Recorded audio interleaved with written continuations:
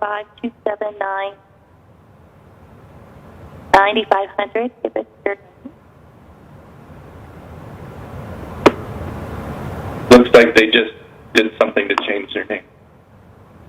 I'm sorry.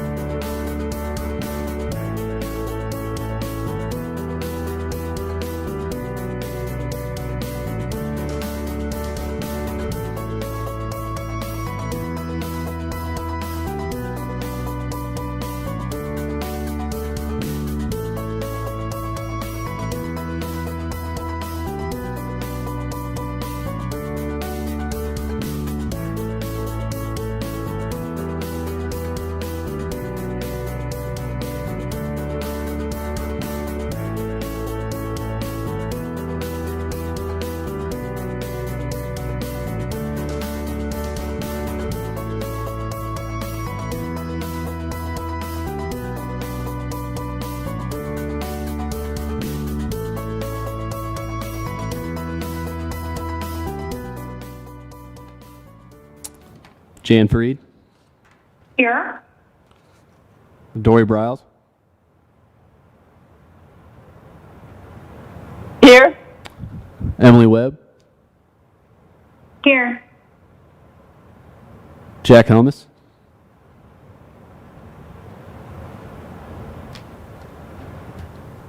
Present. Will Page,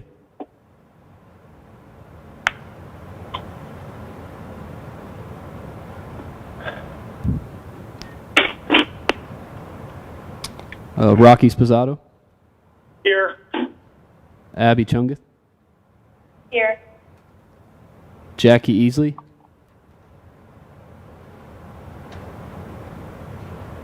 Lisa Howard, Steve Wallace, and Carolyn Jennison.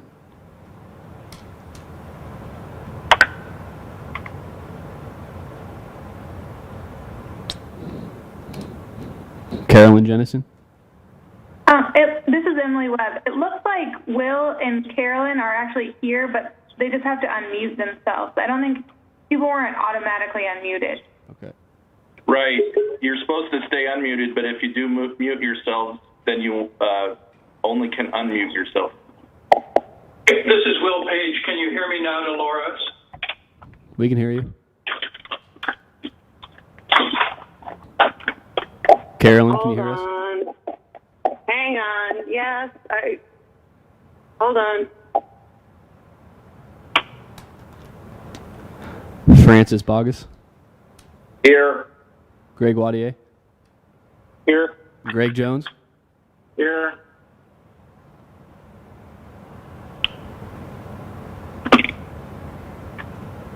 looks like we have 11 present.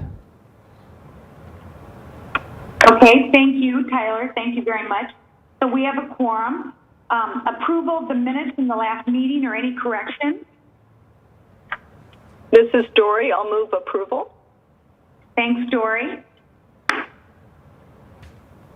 All in favor? Tyler, do you want to do this again? And just a reminder again, Commissioners, please do not mute yourself because staff then cannot unmute you. So let staff control that if possible. So, Tyler? Rocky Sposato. I recuse myself. Wasn't here. Oh.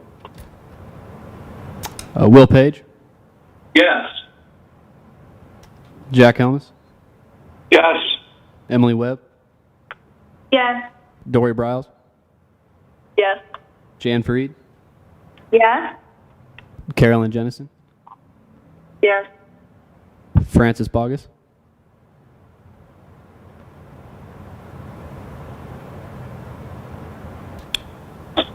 Greg Wadier. Yes. Abby Chunga. Yes. Greg Jones. Yes. And Francis. I don't.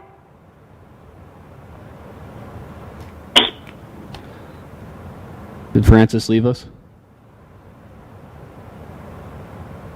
No, he's still there. Carolyn raised her hand. Yeah. Carolyn raised her hand. This is Eric.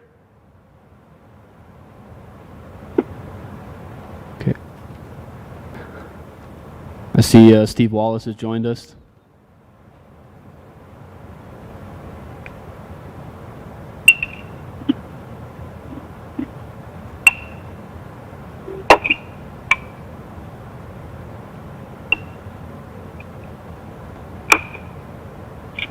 Steve, can you unmute? I'm here. Were you Okay, voting? this is Michael Ludwig. So we now have 12 commissioners present. Is that correct, Tyler? That's correct. Okay, Jan, you can proceed. Okay. So I will read the, I'm sorry I took this a little out of order, but Plan and Zoning Commission rules and procedures. The Plan and Zoning Commission is generally an advisory body to the City Council. The City Council will hold a public hearing and make the final decision on all matters before the Commission other than site plans and subdivision plats, unless denials or conditional approvals thereof are appealed. Please contact the City Clerk or Community Development Department staff at 515-689-9485 for details on council hearings. The applicant will be given 10 minutes to present the request. If applicants wish to share materials not already submitted with the application, please email them to planning@dmgov.org so staff hosts may be able to share them on the screen when you present. Proponents and then opponents from the public are then allowed to speak in that order, with each speaker allowed a maximum of 5 minutes.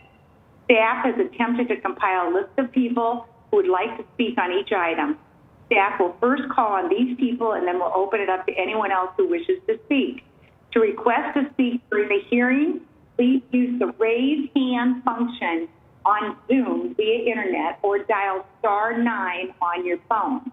You will be required to give your name and address for the record prior to speaking.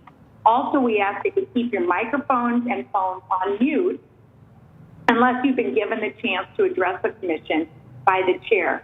The applicant is then allowed 5 minutes for rebuttal if any opponent spoke. All comments are to be germane to the item under consideration, and speakers are to maintain a courteous manner. The hearing will then be closed and the commission will discuss and vote on the issue. Items listed on the consent portion of the agenda will not be individually discussed, will be considered for approval in accordance with the recommendation in the staff report unless an individual present or member of the commission requests that the item be removed from the consent agenda and considered separately under the public hearing agenda. The City of Des Moines is pleased to provide accommodations to individuals and groups with disabilities and encourages participation in city government. Please know that typical accommodations may be limited by emergency requirements as issued by the state of Iowa and the City of Des Moines. And we have a quorum and we've already approved the minutes, so thank you very much. Consent item number 1, request from Airport Development, LC, represented by Amy Stout, to review and approval of a PUD located at 6,000 Park Avenue to allow development of a 6.53 acre site for a 57,720 square foot flex warehouse building in accordance with the Airport Commerce Park West PUD conceptual plan requirements. Is there anyone who would like to hear this item from the commission? Is there anyone who would like to hear this item from the audience? Anyone want to pull this item? If you have a phone, press *9. Otherwise, use the raise hand function. Okay, I'm not seeing any hands. I'm not hearing from the commission. So we'll keep that on consent. Item number two. Request from the Village at Grays Lake, represented by Jason Grove, for review and approval of PUD Final Development Plan, Village at Grays Lake, Lot 3, for property located at 2580 Fluor Drive to allow renovation of the existing 3-story, 10,634 square foot office building and required site improvement. Is there anyone online who wishes to pull this item? You'd like us to hear it. Again, raise your hand or *9. Is there anyone on the commission? I'm looking for hands here. Okay, not seeing anyone, not hearing from anyone. We will keep that on the consent. All right. Is there any, are there other items that could go on consent? Eric? Madam Chair, Yes. Staff has looked at items 5, items 7, and items 8, and the applicants are in agreement with the staff recommendations. So those could be considered for consent unless there's people in the audience or commissioners that wish to keep it on the hearing agenda. Okay. Should I read number 5 first? Yes. City-initiated request for vacation of an approximately 48-foot wide segment of East MLK Jr. Parkway, right-of-way south of an adjoining property located at 301 Southeast 15th Street between Southeast 15th and Southeast 18th Street. Is there anyone online who would like to hear this item? Raise your hand or *9. Is there anyone on the commission who would like to hear this item? Again, the applicant's in agreement with staff recommendation. Okay, I'm not seeing it. Hold on, I'm turning the page. Item number 7. City initiated. Did someone say something? Okay. City initiated request for a public hearing site plan, Municipal Service Center Phase 2, for appeal of the following Type 2 design alternatives in accordance with Chapter 135, Section 135-9.2.4C and 135-9.3.1, letter B as in boy, for property located at 1700 Maury Street to allow development of a 31.09 acre site for a 240,000 square foot workshop/warehouse building to house City Public Works Department function. Is there anyone in the online who would like to hear this item?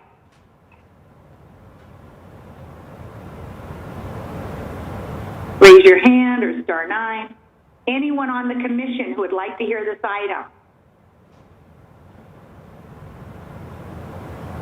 Okay, I'm not seeing any. Item number 8. Right, Eric? 8? Yes. Request from Pinnacle on Fluor, represented by William Kimberly, for review and approval of the PUD Final Development Plan, Pinnacle on Fluor, on property located at 2710 Fluor Drive to allow development of 20 household units within 3 row-type buildings in accordance with the approved PUD conceptual plan requirements. Is there anyone online who would like to hear this item?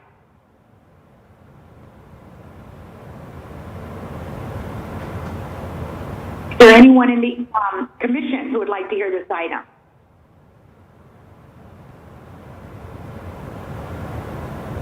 All right, not hearing any, I'll take a motion to move those to consent. Jack Helmus, so moved. Thanks, Jack. Okay, motion. Jen, could Will Page make a comment, please, on number 7? Absolutely, Will. I'm glad that the city agreed to install the mechanical equipment screening on the new facility for the municipal service center. I think it'd be difficult for commissioners on plan and zoning to approve other mechanical equipment screening on private property owners if the city doesn't act as a good citizen in terms of screening the mechanical equipment on public property. So I'm glad that that was resolved. Thanks, Will. Any other comments? So we have a motion to move these items to consent. Tyler? Abby Chungus, Yes. Rocky Spizzato, Yes. Will Page, Yes. Jack Helmus, Yes. Emily Webb, Yes. Dory Briles, Yes. Jan Freed, Yes. Jackie Easley, Yes. Steve Wallace,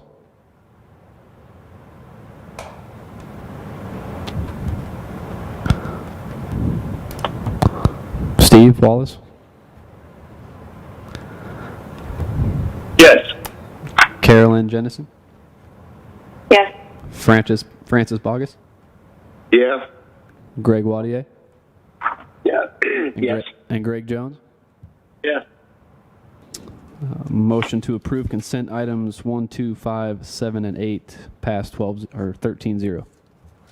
Thank you, Tyler. Do we have a motion to approve the consent item? Helmus, so moved. Thanks, Jack. Tyler? That's what we just did. No, we just moved them to the consent. Oh, We moved 5, 7, and 8 to the consent. okay. Sorry about that. Rocky Spizzato, Yes. Will Page, Yes. Jack Helmus, Yes. Emily Webb, Yes. Dory Briles, Yes. Jan Freed, Yes. Jackie Easley, Yes. Steve Wallace, Yes. Carolyn Jennison, Yes. Francis Bogus, Yes. Greg Wadier, Yes. Greg Jones, Yes. and Abby Chungus.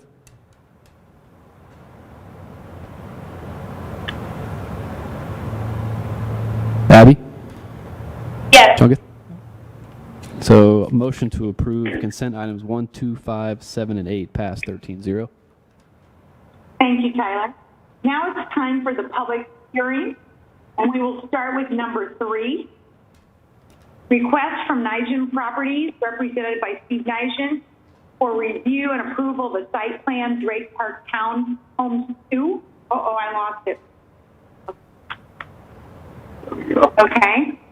Requiring the following Type 2 design alternatives line in accordance with Chapter 135, Section 135-9.2.4 and 135-9.3.1b, as in boy, to allow development of an 8-unit row-type building in an NX2 neighborhood mixed district that occupies 37.5% of the front lot.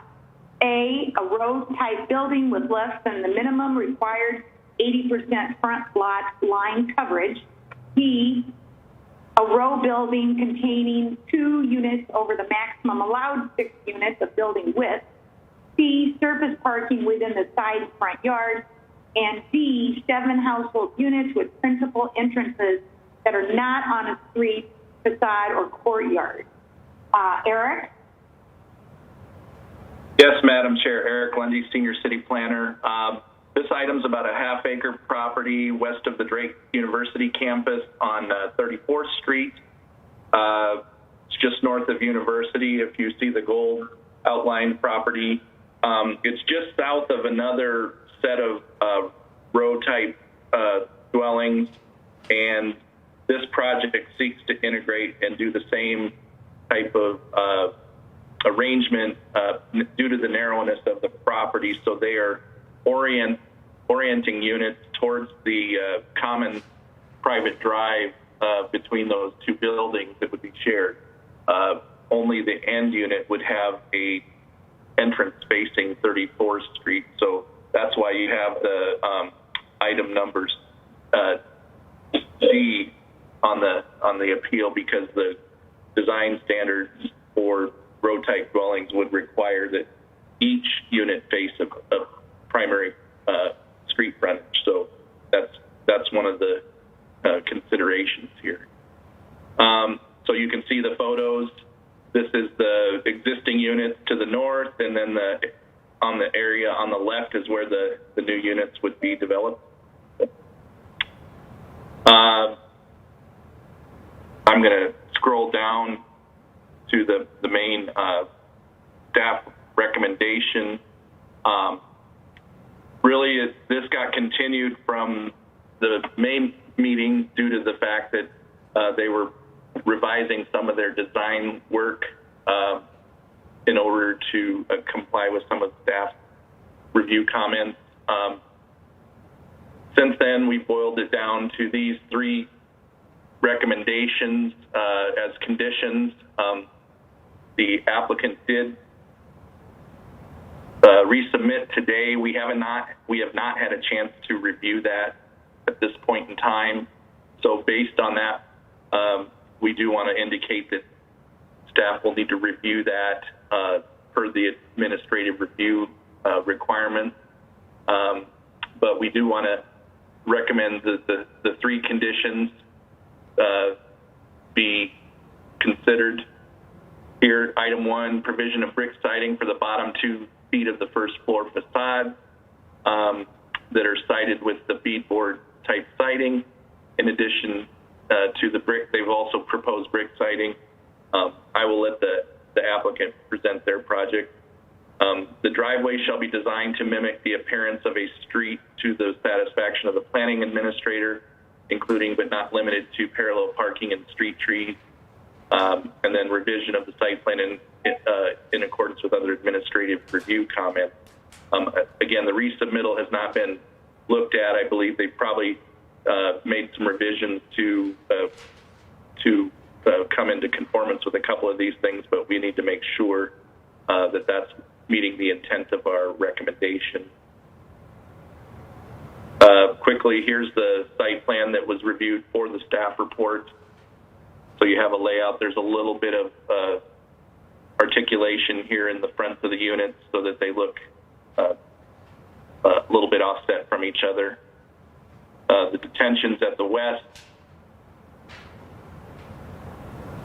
Again, the landscaping that's shown is significant, but we do want to make sure it gives the sense of the street tree spacing along there. So we want to make sure we're double checking that based on our comments.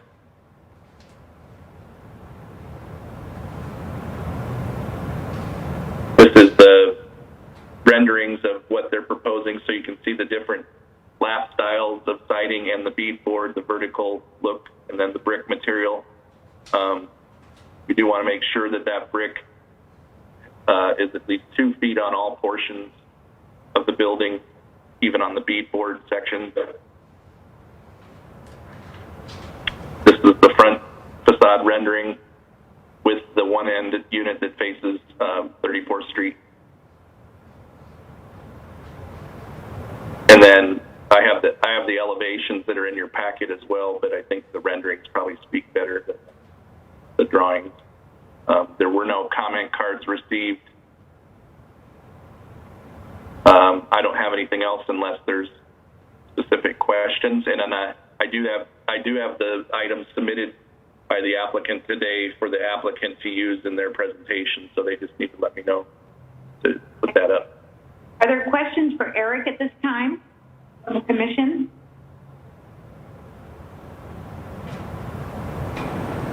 Okay, thank you. If the applicant's online, please state your name and address, please.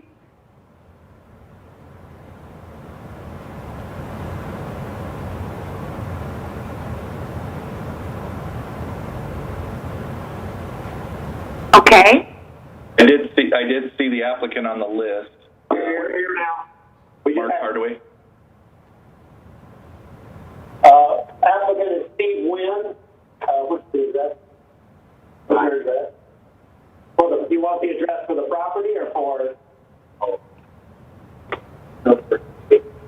Just give it more. This is Eric Lundy. State your business or your residence. The business is 9500 University Boulevard, West Des Moines. Steve, or you want me to put up that set of drawings that was submitted today, or refer to anything that was in the report? You can put them up, but we complied with all of the requests that you had made. We don't have the renderings in that packet there.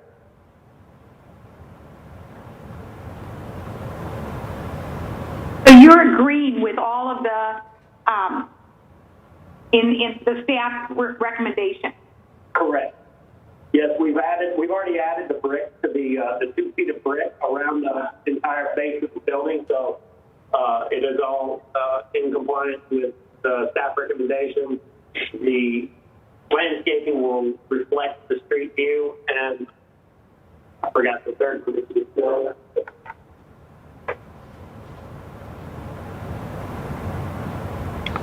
Can we go back to the staff recommendation? Driveway shall mimic design appears in the street and revisions to the site plans and building elevation to comply with administrative review comments. Okay, thank you. Are there questions for the applicant from the commission?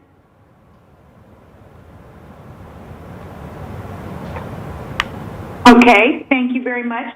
Is there anyone else who wants to speak in favor of the applicant? Raise your hand. Is there anyone who wants to speak in opposition or express concern?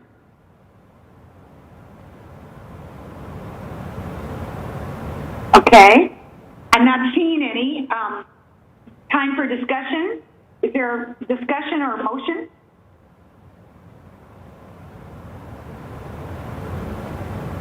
I would move the staff recommendation, considering that the applicant has agreed to them.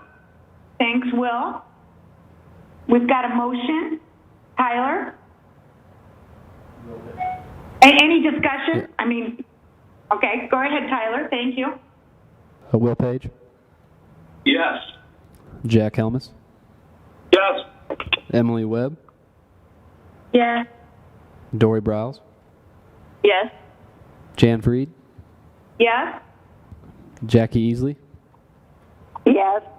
Steve Wallace, Yes. Carolyn Jennison, Yes. Francis Bogus, Yeah. Greg Wadier, Yes. Greg Jones, Yes. Abby Chungith, Yes. and Rocky Spizzato. Yes. Motion for item number 3 passes 13-0. Thanks, Tyler. Now we're on item number 4.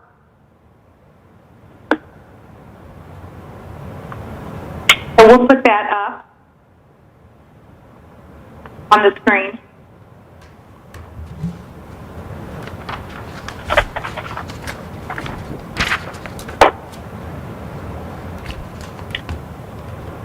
I just handed it over to Catherine. She should be putting it up. Okay, thank you.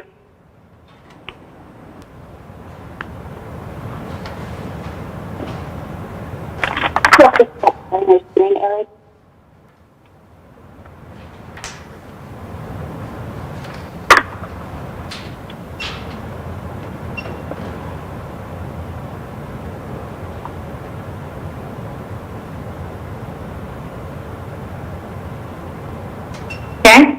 Item number 4, appeal of the denial of a type 1 design alternative in accordance with Chapter 135, Section 135-9.2.4 and 135-9.3.1b for property located at 4,000 Cottage Grove Avenue to allow construction of a 6-foot tall solid wood fence along the west and south property line within front yard setback along Plainview Avenue on a double frontage interior lot where a maximum of 3 foot in height is permitted.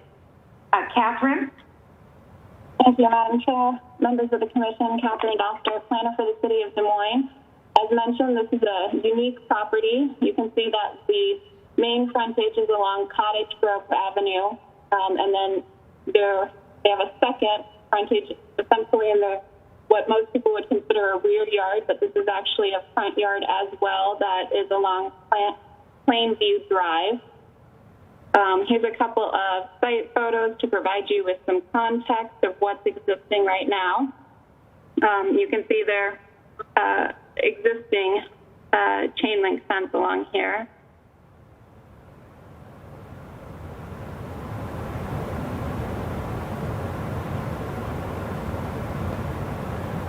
And then the applicant provided us with a site sketch to show where they intend to put the fence that they're requesting. You can see it extends from their garage along the west property line and then along the south property line. They also provided us with an example of the fence type that they're proposing.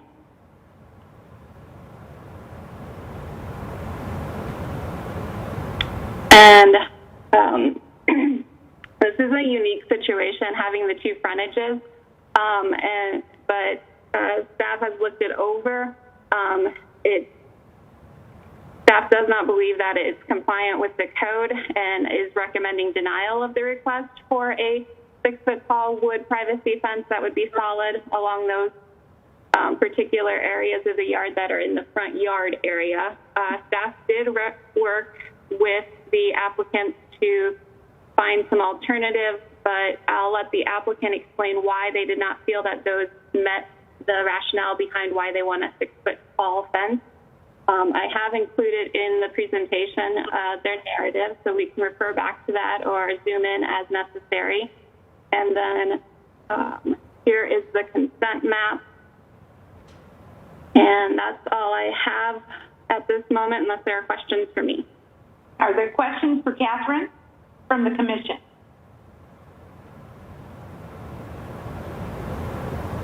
Chair, this is Michael Ludwig, Planning Administrator. If I could ask Catherine a question. Yes. Catherine, could you go back to the aerial photo or their plan that showed where they would like to install the fence? Could you show what we had recommended or provided to them as an alternative with the mouse, just kind of show where we had proposed that the 6-foot wood fence should be? Certainly. Oh, I apologize. I thought that would work differently.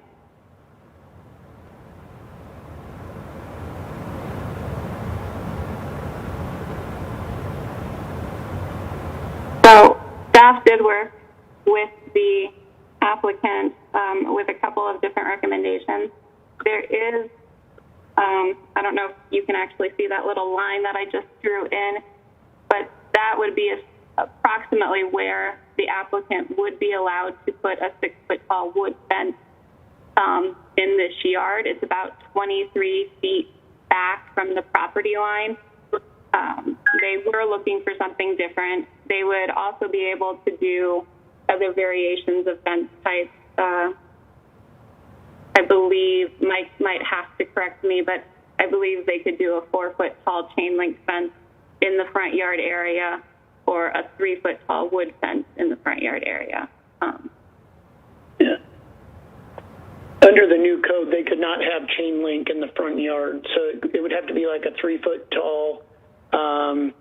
It would have to be a 3-foot tall, like a picket fence in the front yard, or we could give 4 feet of height for other materials like a wrought iron fence.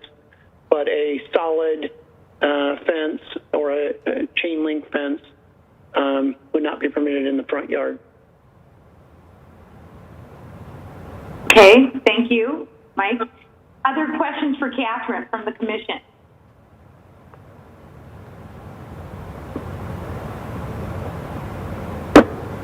Okay, is the applicant online? Please state your name and address. Yeah, we're here. This is Matt Cordy, and Catherine's my wife. Our address is 4000 Cottage Grove Avenue. Okay, go ahead, please. Okay. So, like she noted, it's a very unique property. Our backyard is considered a front yard.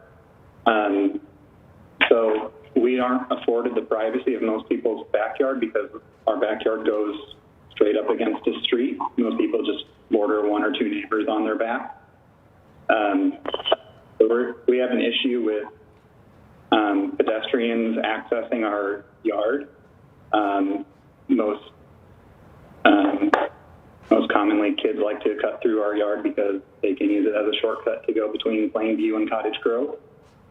So they're jumping our fence. We have concerns that they could injure themselves jumping our fence. We have concerns where they've gone into our yard while our dog was out.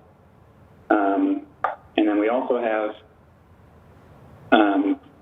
people when our dog is out just reaching over our fence to either feed her or to pet her, which seems it's great intent, but one wrong move and then my dog could bite somebody. She's very friendly, but would never want to put that in any condition. We've also had difficulty with a neighbor who has taken it upon herself to pour chemicals such as diesel fuel or Roundup through our fence, which is why we shy away from the chain link there because she just sprays through it.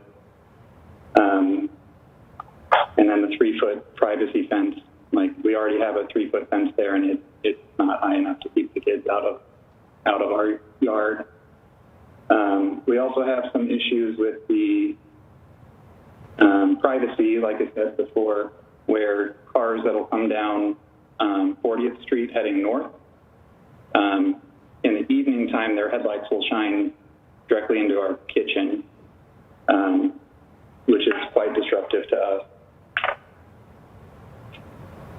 And then also people just stopping because we maintain our yard well, they'll stop and just kind of peer there, take their time to rest and just loiter in that space back there and just staring at us kind of in the yard. So it doesn't allow us to enjoy the space. In regards to the setback that's proposed, I think they said it was 23 feet. I had estimated on 25 feet, so we're in agreement with how far that is.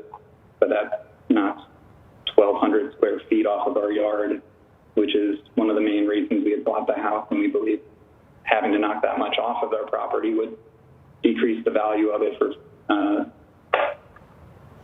anyone in the future, and we would decrease how much we were able to enjoy our yard.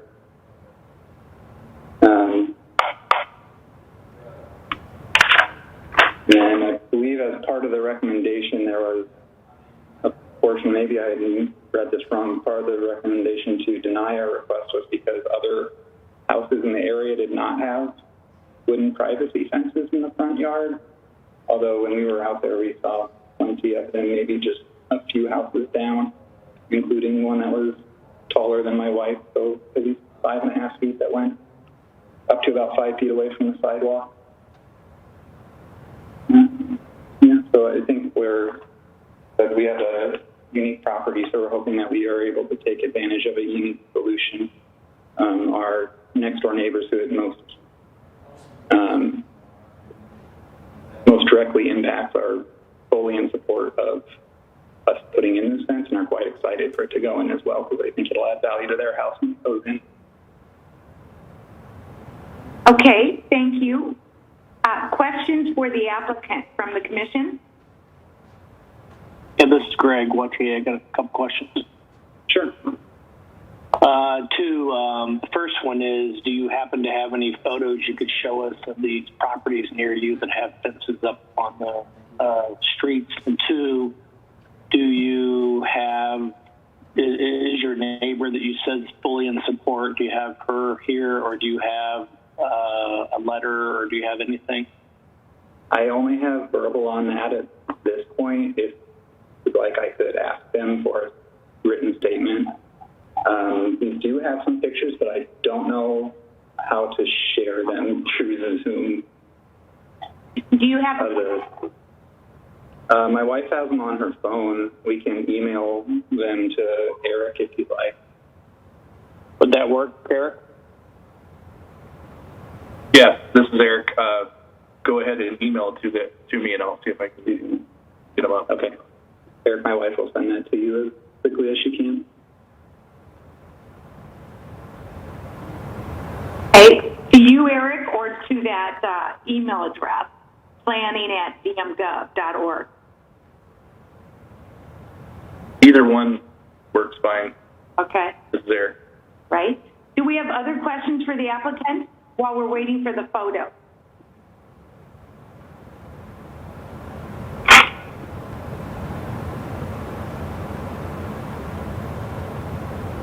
Okay. Well, let me ask, is there anyone else who would like to speak in favor of the applicant?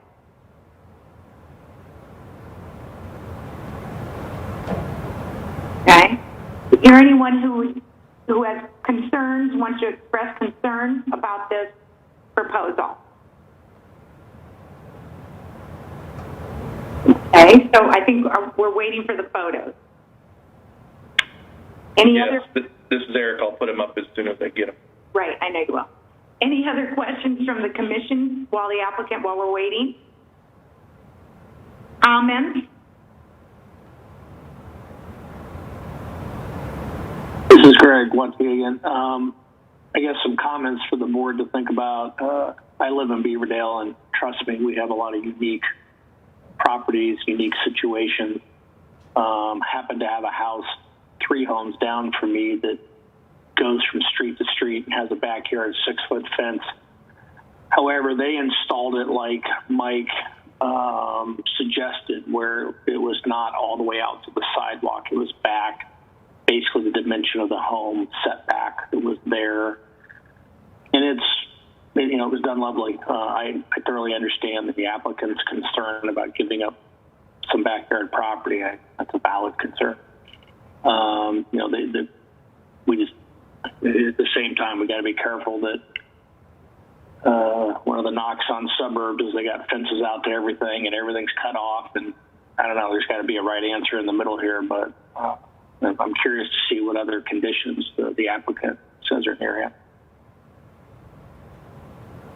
Yeah, this is Jan. I mean, I would like to find some creative solution because you hate to lose 1,200, square feet of your yard. I can understand that. So it does sound like a unique situation. Greg Jones? Yeah, I agree with Greg Wattier. I think if you're in the public realm, you're walking down a public street, it's very awkward to have a fence that is right next to where you're walking. It's uncomfortable. That's why we have the regulation that we do, that we don't want that fully screened fence right next to you or in that front yard. That's why we have it set back.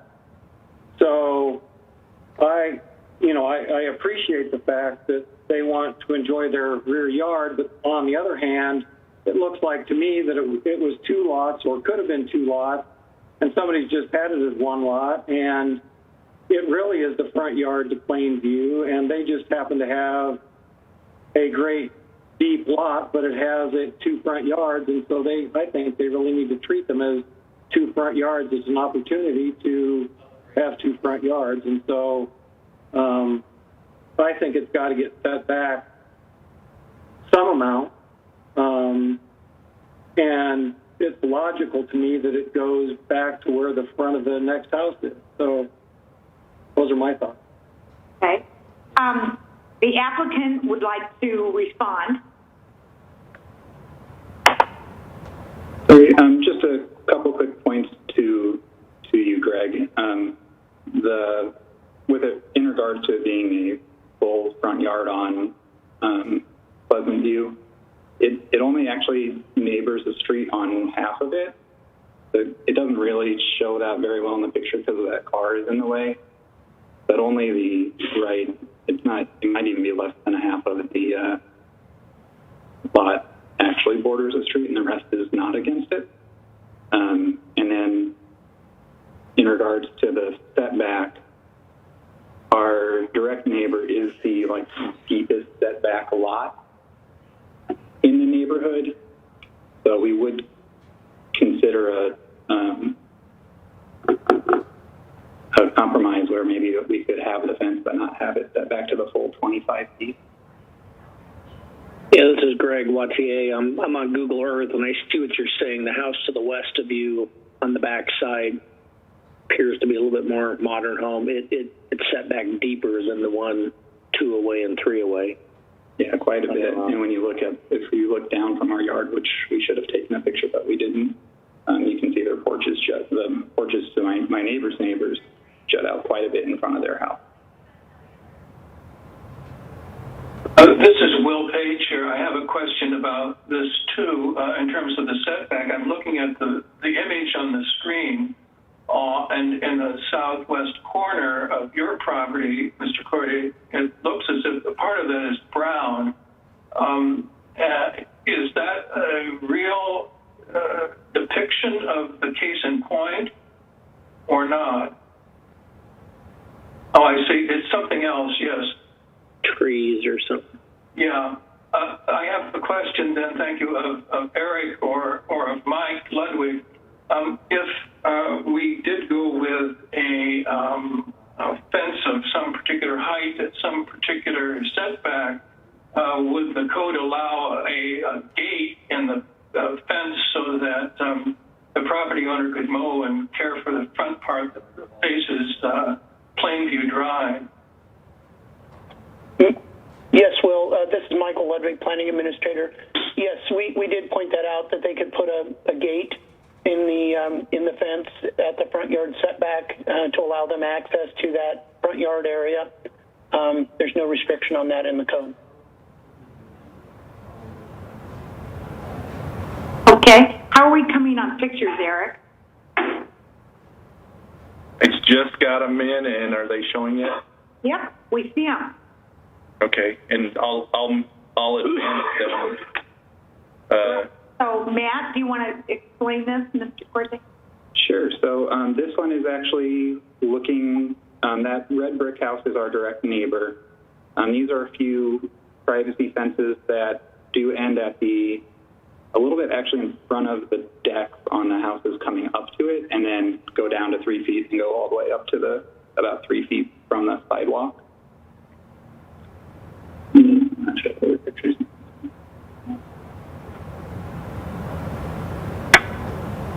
And then, did she send you some others, Eric? Eric, is there another picture? Okay. Yep, just tell me to advance. Sorry. I'm not used to it, so this is That's okay. about 2 or 3 houses down on Plainview, where a tall fence goes almost all the way up to the sidewalk. It's used as like a privacy barrier between the 2 neighbors, so it doesn't front on the sidewalk. But if you go to the next picture, you can see it's taller than my wife. So she's about 5'4". It's a pretty tall fence there. Okay, go ahead, Eric.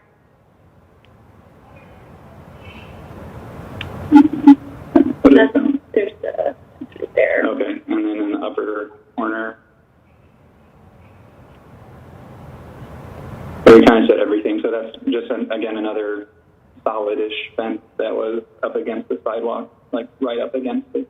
That one is a side yard.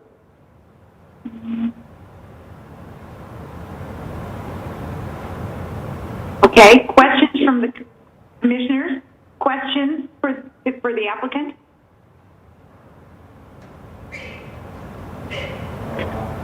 Madam Chair, if I could just ask the applicant, this is Michael Ludwig, Planning Administrator again. The photos that show the wood fence, as you can see, under our old code, we did have requirements that the fence had to drop down in height when it got into the front yard. the applicant said that a shorter fence was not acceptable in the front yard because of their dogs and people looking into the yard. So we wanted to allow them the right to have the full height fence, but certainly under our old code, a 6-foot fence was never allowed in the front yard. That example that was just on there would be a picket fence.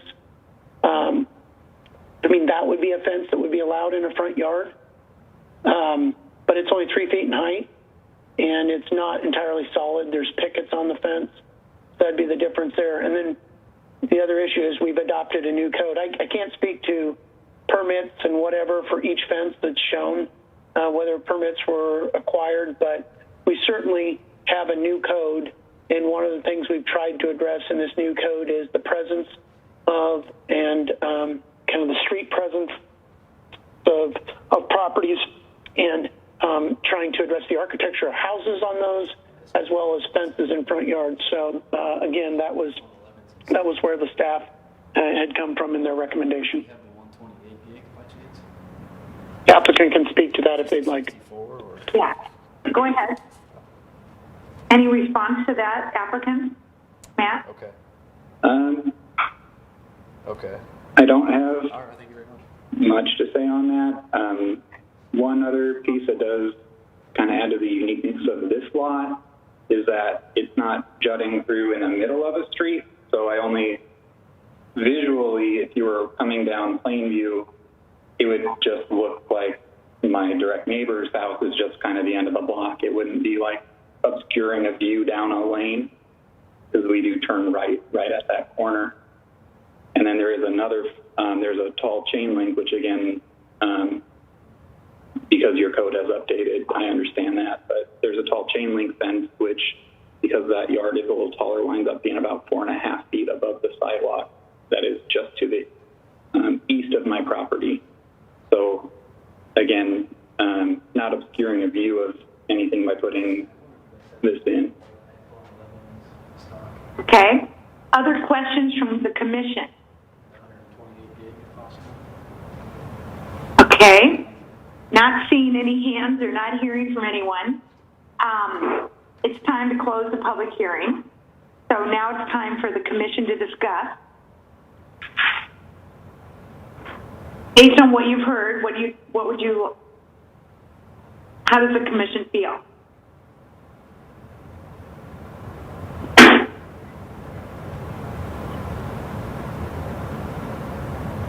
Greg Wattier, I'd like to, anyone have any other discussion? Greg, I was going to say I have, this is Will Page speaking, I have sympathy with you in terms of, and the other Greg in terms of a setback. I also have sympathy with the property owners in terms of the disturbance of lights coming from cars going north on the numbered street. So I'm hoping that the landscape architect or the architect could come up with some kind of a compromise that could help out in both instances.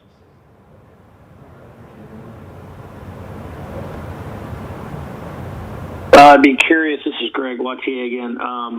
The applicant did sort of allude to or indicate they might be willing to do a setback for a 6-foot tall fence that aligns not with the adjacent home, but the home maybe one over to the west. And I don't really know what, looking at Google Earth, that might be half of it. I can't quite tell, I'm guessing. 10, 15 feet-ish.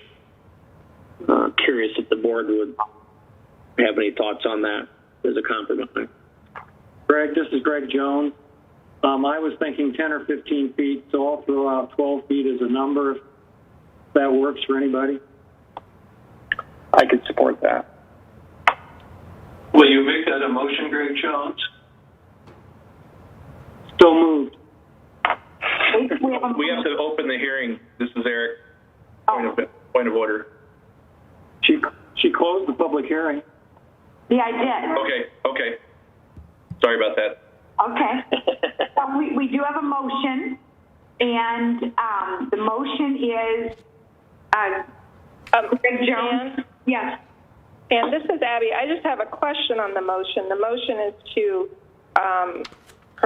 to allow a setback of 12 feet, but is that width to allow a 6-foot fence? Because I thought that part of the staff issue with the fence was that it could not be greater than 3 feet high. The 6-foot fence, 12 feet back. A 6-foot fence, but 12-foot setback. Yep. Okay. Because the denial was for construction of a 6-foot fence, so we're going to allow 12 feet back construction of a 6-foot fence. Okay. I have no issue with that. I guess 12 feet seems a little arbitrary to me. I'm not. Yeah, I'm just not exactly how. I can't figure out where that's going to fall on their property from the pictures that I have. It was not 23 feet, and it was not on the property line. It was about halfway. Okay. Would it make sense to have it like a range, just so that 12 doesn't seem so constraining or something? I mean, you know, does that make sense, or go ahead? My motion is 12 feet. If you guys want to change it, change it. Greg Jones, I'd offer a friendly amendment. Yeah. That the setback be equal to the front edge of the porch on the home, 2 lots to the west on, is it Plainview? Plainview. But I got to figure that out with the fence inspector. Line it.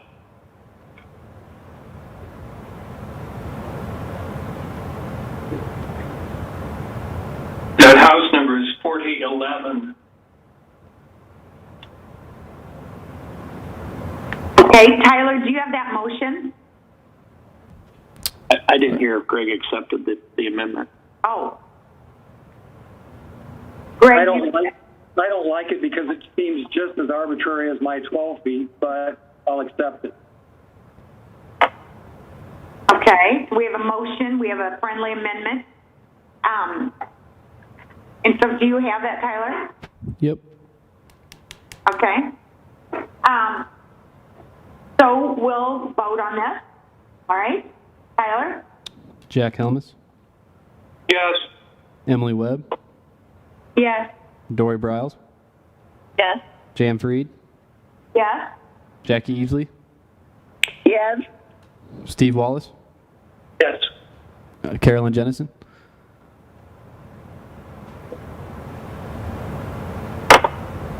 Francis Bogus, Yes. Greg Wadier, Yes.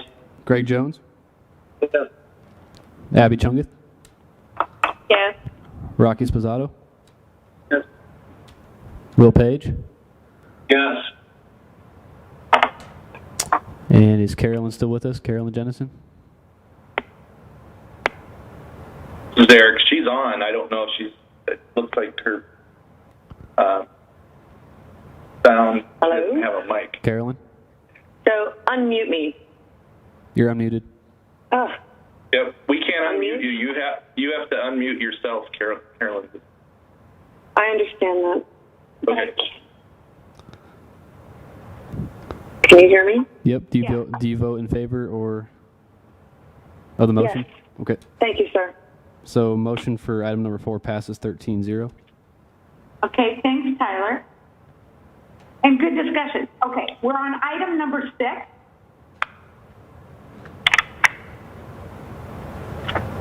Okay, we're on item number 6. It's coming up. It's taking some time, apparently. Okay, that's okay. Is it up yet? Yes. Okay. Yep. This is Eric Blendy, Senior City Planner. So item, I don't know if you want to read it first, but I can just go right into it if you want me to. Well, do you want me to read it? No, I just was giving you the option. It's pretty lengthy. Yes, please read just read the beginning. Okay. You don't have to read all A through F. Public hearing site plan DFMI transload facility for appeal of the following type 2 design alternative and denied type 1 design alternative. in accordance with Chapter 135, Section 135-9.2.4C and 135-9.3.1B for property in the vicinity of 301 Southeast 15th Street to allow development of a 31.14-acre site for a 121,103 square foot workshop/warehouse building and associate rail access site facilities necessary for multimodal rail transfer. Derek, go ahead. Madam Chair, members of the commission. So this is, you'd seen the rezoning on this recently, so it's a very large site that expands across the Southeast 14th Street Viaduct, which is in this area. The eastern portion here is zoned I-2. The western portion of the west of the viaduct is I-1. Mostly over here would be trackage. This is a bad map because it's so zoomed out that all the parcel labels show up. So I'm going to show you the what it looks like from the south. You can see the east edge over there by the elevator. Looking further west, then you can see the viaduct on the left there. This is looking to the northwest of the viaduct, and then the west edge at Southwest 12th. This is an overview of the site plan for the site. Most of the development, again, is east of the viaduct. The main building for the first phase is in this area. As you can see, there's loading occurring on both the north and the south sides of the building. Their site is challenged due to the depth from north to south and to get the maneuvering function of all the truck maneuvering that would occur on both sides of the building. So that one of the first wave item A is the waiver of the loading to allow the loading in the front yard area, and then design alternative B is to allow the overhead doors to face south towards East ML King Jr. Parkway. I'm going to see if I can zoom in on this a little bit. There's a railroad service road that will run along here. You can see the dark band. At this time, they're not proposing to pave that, based on the only usage being very infrequently by the railroad, and that it wouldn't be part of normal traffic within the site, using the site. So they are requesting a design alternative to allow that to remain unpaved.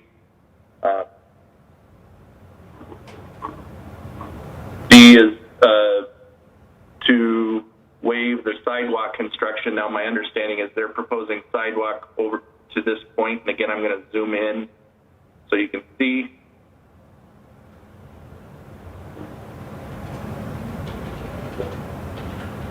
They're proposing a sidewalk right here, all the way to the west edge of the site, but it stops at Southeast 15th intersection. Their intent is to get it over to the crossing at the intersection so that pedestrians can get south across East ML King Jr. and get to the multi-purpose trail on the south side of East ML King Jr. But they are not seeking to have sidewalk go further to the east in front of the main facility or along the portions of Southeast 18th Street that are part of their site. There is some portion of that that's private as well, so they kind of wrap around a separately owned property here in the middle along 18th. But the requirement would be to have public sidewalk on those segments that are the frontage for this site. Then I think I will go down to, well, let's go back to this one. So then the other piece is the requirement to get a pedestrian connection. This is the main entrance into the facility. As you can see, the proposed parking to the west for the people that would access the main entrance to the facility on a regular basis.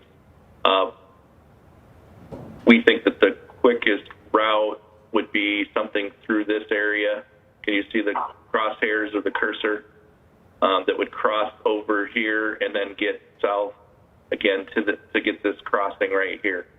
So they aren't proposing that connection at this point, but it is a type 1 design alternative that we did not approve at the administrative level.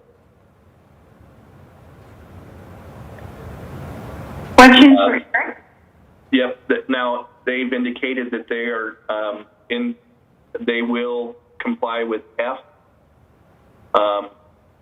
which is I'm going to go to a different view again. Bear with me while I get zoomed out again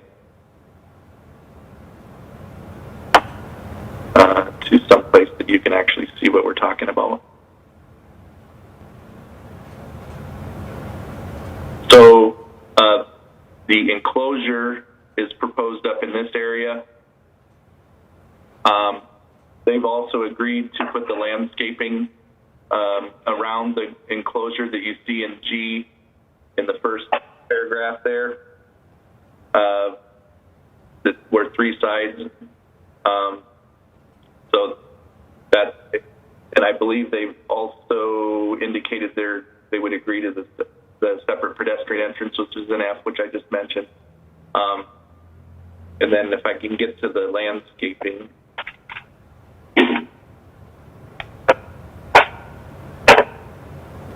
So the other 3 landscaping things that they're looking for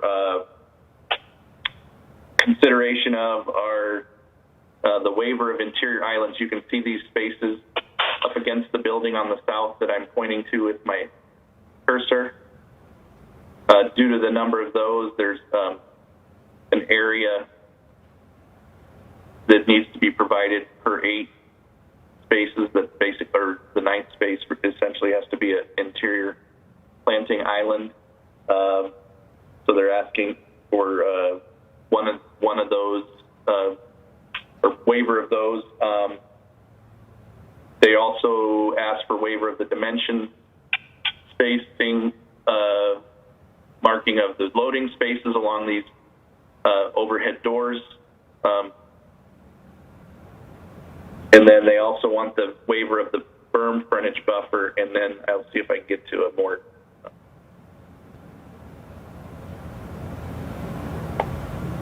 I'm going to zoom in on this. So typically because of the amount of paved area, it triggers what's called the berm frontage buffer along where paved areas front the public street. They are doing an extensive amount of landscaping. However, they are not proposing to do the berm or fencing. And in lieu of it, they're just doing significant landscaping. The item 5 that you put on the consent tonight includes area that is right now in the right-of-way that they're seeking to incorporate into the site so that they can provide this large landscape area in front of the building and accommodate the intent of the code. So from that standpoint, those are the things that they're asking for. If you go to the staff recommendation on page 7, which I will do here as soon as I zoom out,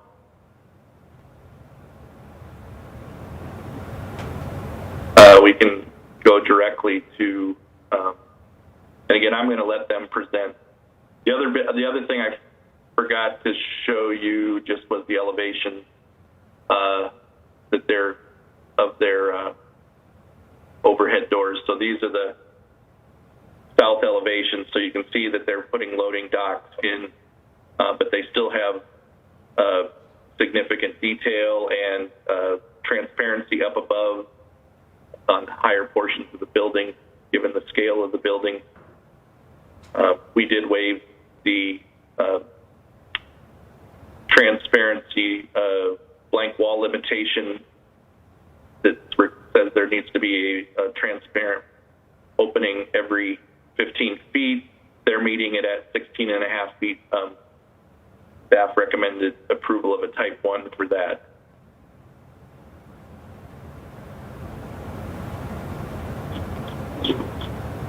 So this is the staff recommendation. We are recommending approval of the design alternatives in items A and B with regard to the overhead doors to the south and parking and loading in front of the building along East ML King Jr. Parkway, and in item G for the waiver of the 3 landscaping elements, screening of which they're going to comply actually with the trash enclosure, interior lot landscaping, dimension loading stalls, and berm frontage buffer. However, I guess I should have taken that out because at the very bottom, we're recommending denial of the loading space dimension.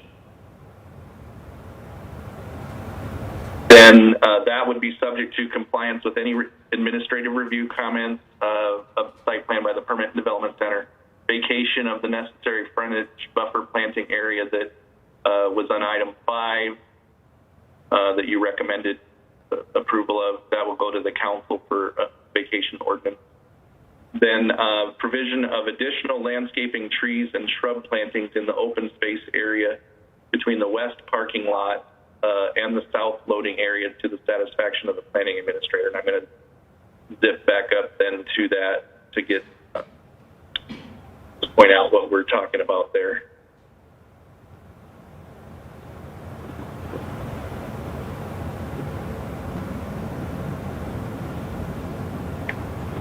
So if you see on the screen, I'm going to scroll down a little bit, and it only at a close level, it's only showing up for a portion of it, and then I'll zoom out again or go to a different page. But this area right here on the west edge of the loading dock area, there's opportunity for additional tree plantings and still stay out of the maneuvering area of the loading function coming through this driveway over here and then going to the south loading entrances.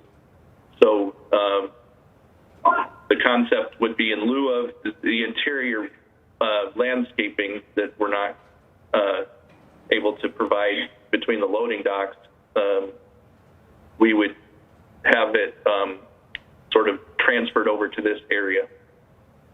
So that's what we mean by that condition 3.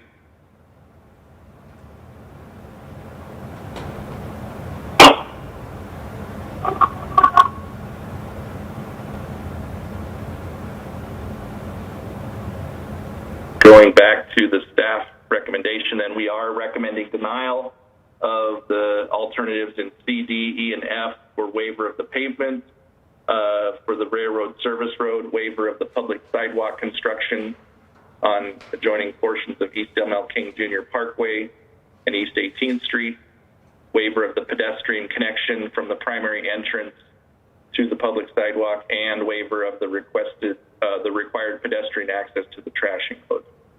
And I'll let them comment whether that was their intention to comply with that or not, but we're recommending denial of the original requested waiver.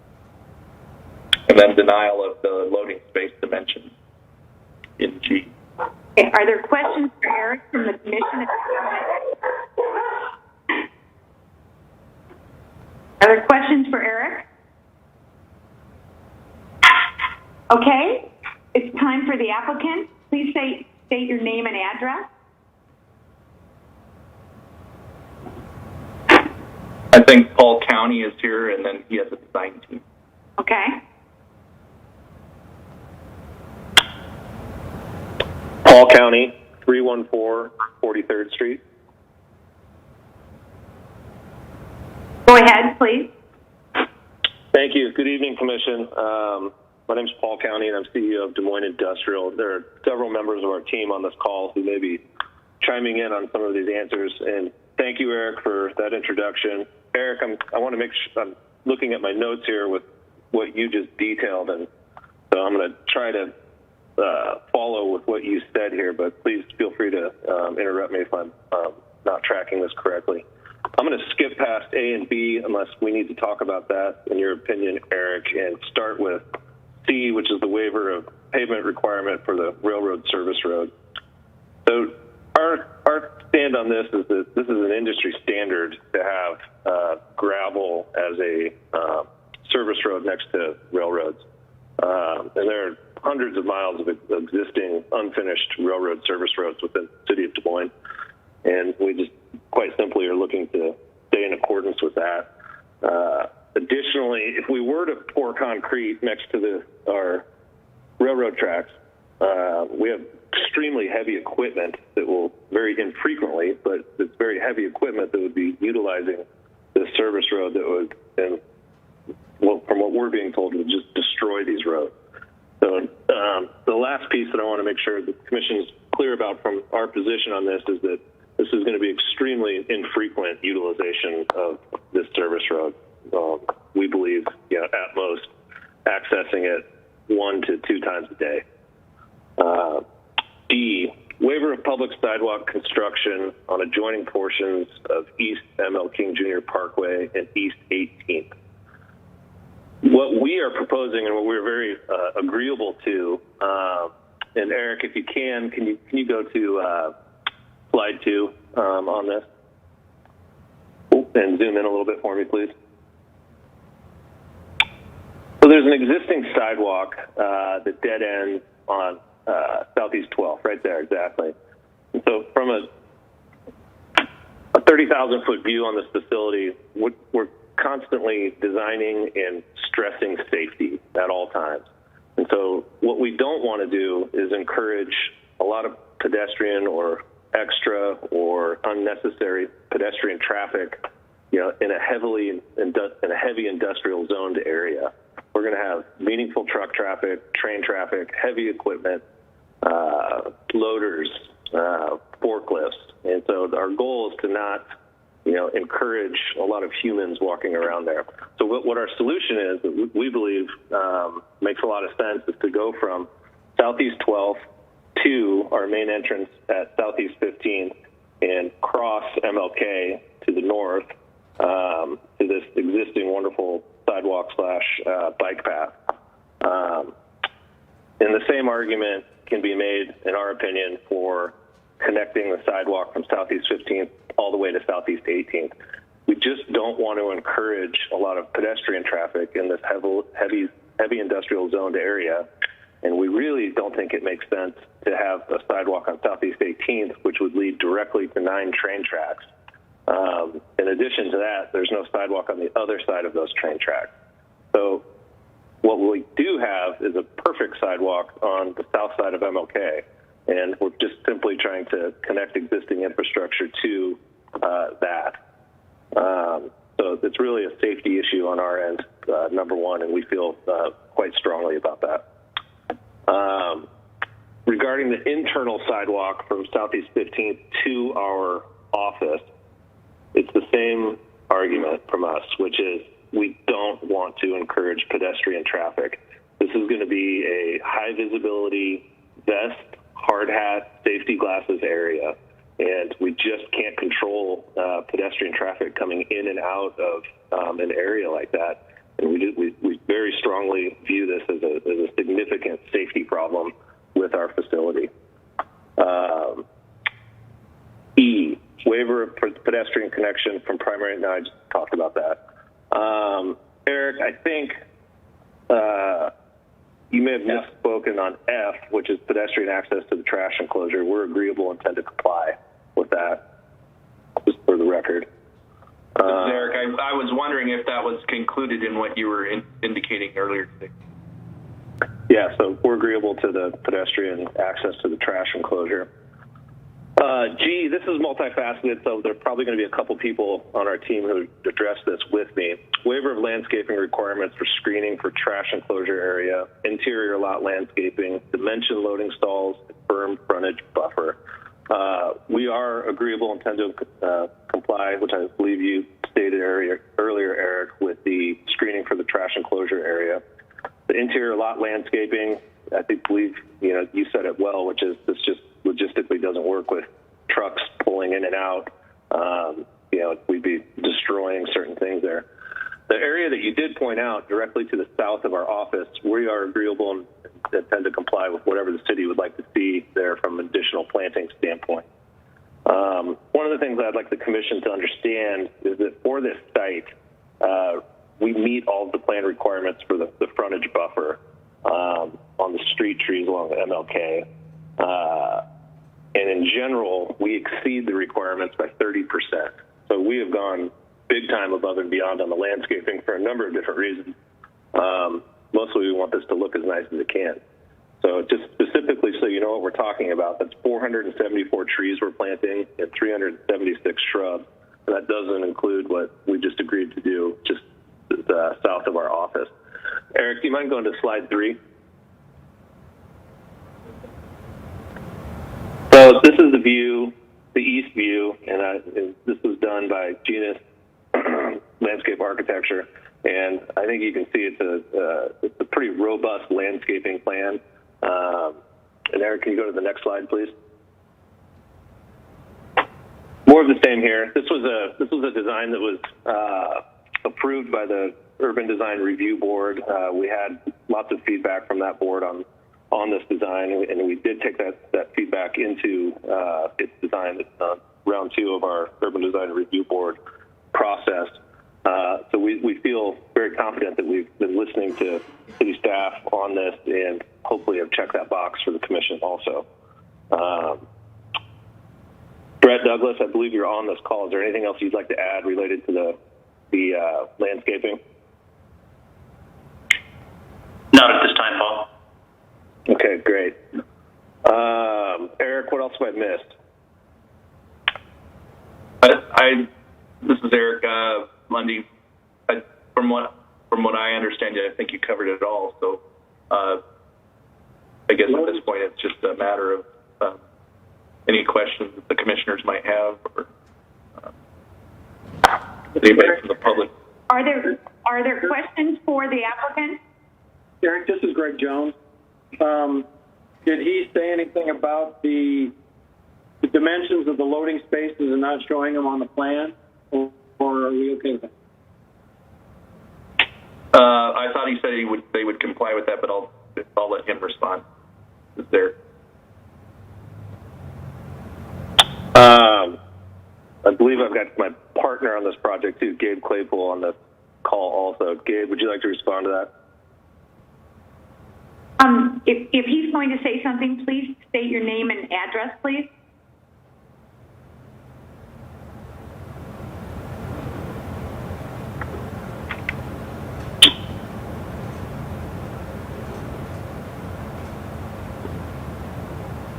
This is Eric Lundy. He's using 2 devices, so he might be struggling to on his phone. This is Paul. I'll do my best to address it. From a design standpoint, we've got significant constraints throughout the entire facility, and our civil engineers have done an outstanding job coming up with these solutions. So, to me, this is simply a logistical constraint that we're doing our best to work with. Can you hear me now, Paul? I'm in, I think. Go ahead. Okay. Name and address. Yeah, sorry. Hi, this is Gabe Claypool, part of the team owning Des Moines Industrial. My address is 20330 Western Road in Minneapolis. Okay, go ahead, please. I was just going to say, I think Paul covered it. I just want to make sure you can hear me now, but if there's more questions on it, we can definitely dive in. Questions for the applicant and the team from the commission? This is Greg. I'm still clear whether or not it says the proposed plan does not dimension or identify the loading space and distinguish from the maneuvering areas. So are we leaving it the way it is, or are we asking them to do something else? Eric? You were chopping out on me. Could you repeat that? This is Eric. I'm just trying to make sure what they're proposing is, it says the proposed plan does not dimension or identify the loading space and distinguish from the maneuvering areas. So are they going to do that or not? Yeah, and I think he was going to have Gabe answer that. So if Gabe would respond to that. Sorry, are you asking for the dimensions on the loading area itself? Yeah, so the deficiency on the plan, this is Eric Lundy again, the deficiency on the plan that was submitted was not showing the area between the loading spaces and then where the maneuvering is to occur and delineating that on the, it might just come down to pavement markings. I don't think you're missing the necessary distance, but without those dimensions, we weren't able to, make sure that was functioning properly for your maneuvering. Okay. If Pat Keenan is part of our civil team, and also Travis Beck from the BAA engineering team. If we can unmute those guys, I can tell you that from the dock doors to the south is approximately 130 feet, which is kind of in that range of the minimum required for semi-truck maneuvering. And then that entire area is roughly 650 feet east to west before you would run into the ramp area for the last two doors, which actually are a ramped access for trucks being able to drive directly into the building. Does that answer your question? So the deficiency, this is Eric Lundy again, the deficiency would be just marking that you are achieving the loading space dimensions and providing the adequate truck maneuvering. And I don't know if throwing a template on that, makes that obvious, or because you do have the drive passing through at the south edge as well. So there does need to be some clearance to make sure that the two-way or the drive traffic can also get through there. Hey, Eric, this is Paul County. We'll agree and comply to that. Yeah. Other questions? This is Greg Montier. I do have a question for Paul. I didn't quite follow what piece of sidewalk you are saying that you would build. Can someone draw that? Eric, can you maybe, or someone? Eric, if you go back to our second slide.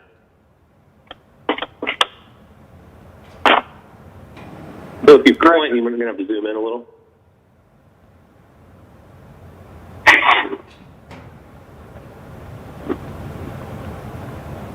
So there's existing sidewalk leading up to Southeast 12th Street, which is off screen. There you go. So that's right there. Okay. And so what we're proposing is connecting to that sidewalk, but following exactly where Eric's moving his cursor, stopping right there on the... Stopping where? 15th or 14th? At 15th, right where Eric's cursor is. And then putting in a pedestrian crossing right there, exactly, that would connect to the existing sidewalk / bike path on the south side of MLK. Got it. Thank you. And that's also signaling with the sidewalk, so not just the concrete, but the signaling associated. Okay, other questions for the applicant? This is Eric Lundy. I should also point out that they're going through the expense of making a pedestrian crossing over the Burlington Northern track right here. That's a significant thing.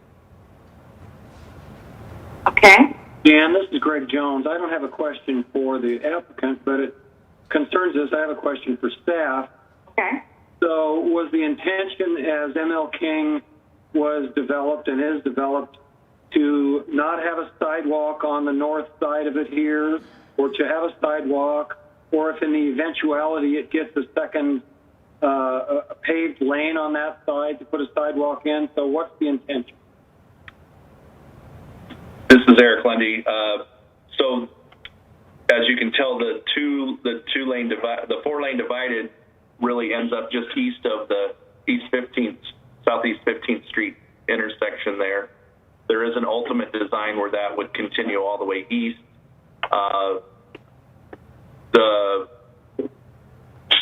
The walk would then also continue east. I don't even know if the design detail for that is that detailed. This is really coming from the Move DSM Complete Streets initiative to get full sidewalk on all sides of the site along public street. Certainly there's adequate right away to make that happen. Even if they had to dip into their site, they could do it by easement.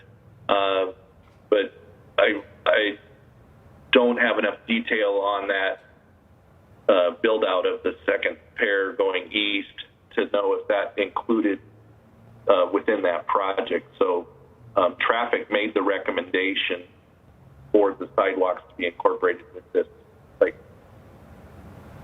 Thank you. Thanks, Eric. Other questions for the applicant or the team? This is Will Page here. I just have a question for Eric. Do you know if east of this property, the sidewalk on the north side of ML King is unextended, or if there's no sidewalk there either?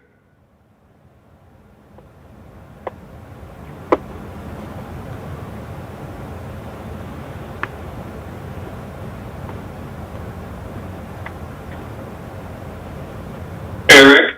This is Eric. I'm trying to find the last. I might have to close or zoom out of this and reopen. I might have accidentally closed the. Hey, Eric, this is Paul County. One thing I'd like to add on this topic is that there is no sidewalk to Southeast 30th. So from your property to the east, there is no sidewalk. Is that what I'm hearing? Was that your question, Will? Yes. Yeah. So what they did not build it along the 2-lane section going east.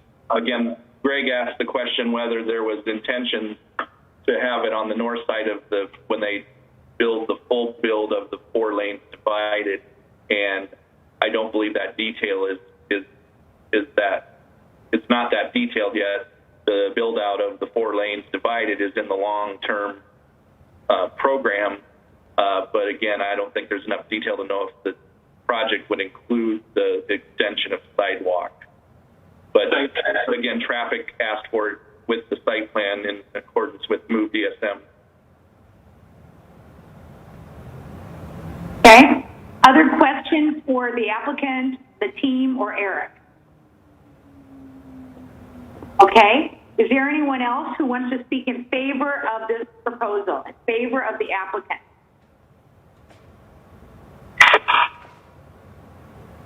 I see a hand up. Greg Jones, do you have a question? No, I think I left my hand up from the floor. Okay, sorry. I'm just trying to pay attention. Okay. Anyone here to speak in opposition of the applicant or the proposal?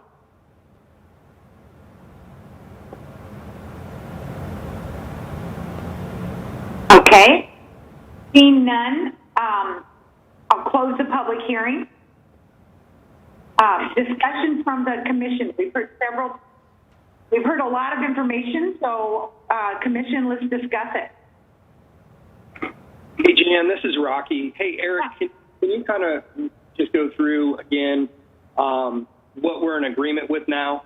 So I've got A, B, F, and G that we're in agreement with the applicant. Is that correct?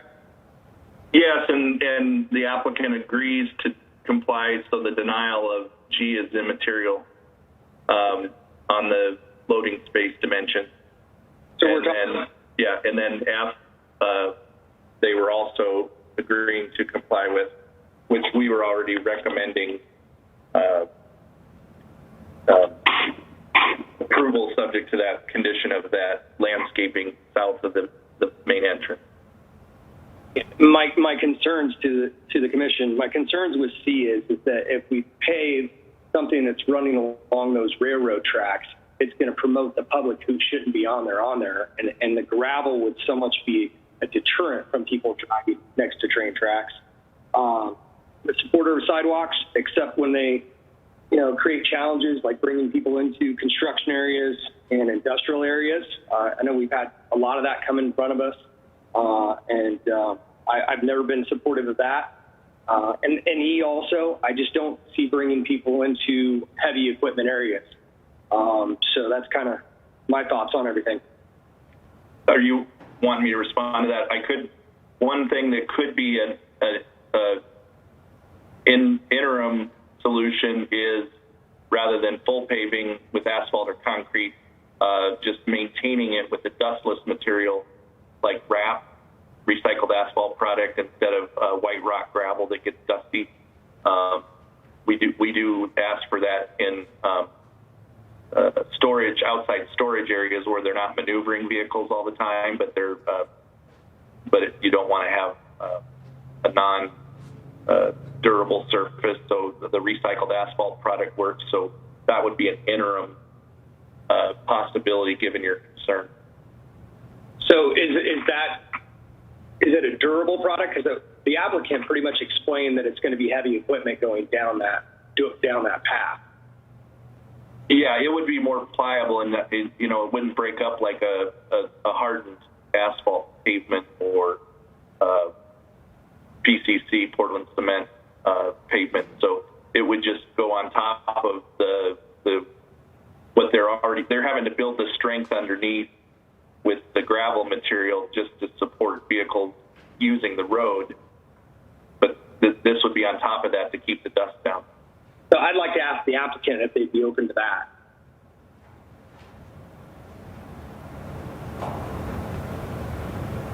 Applicant?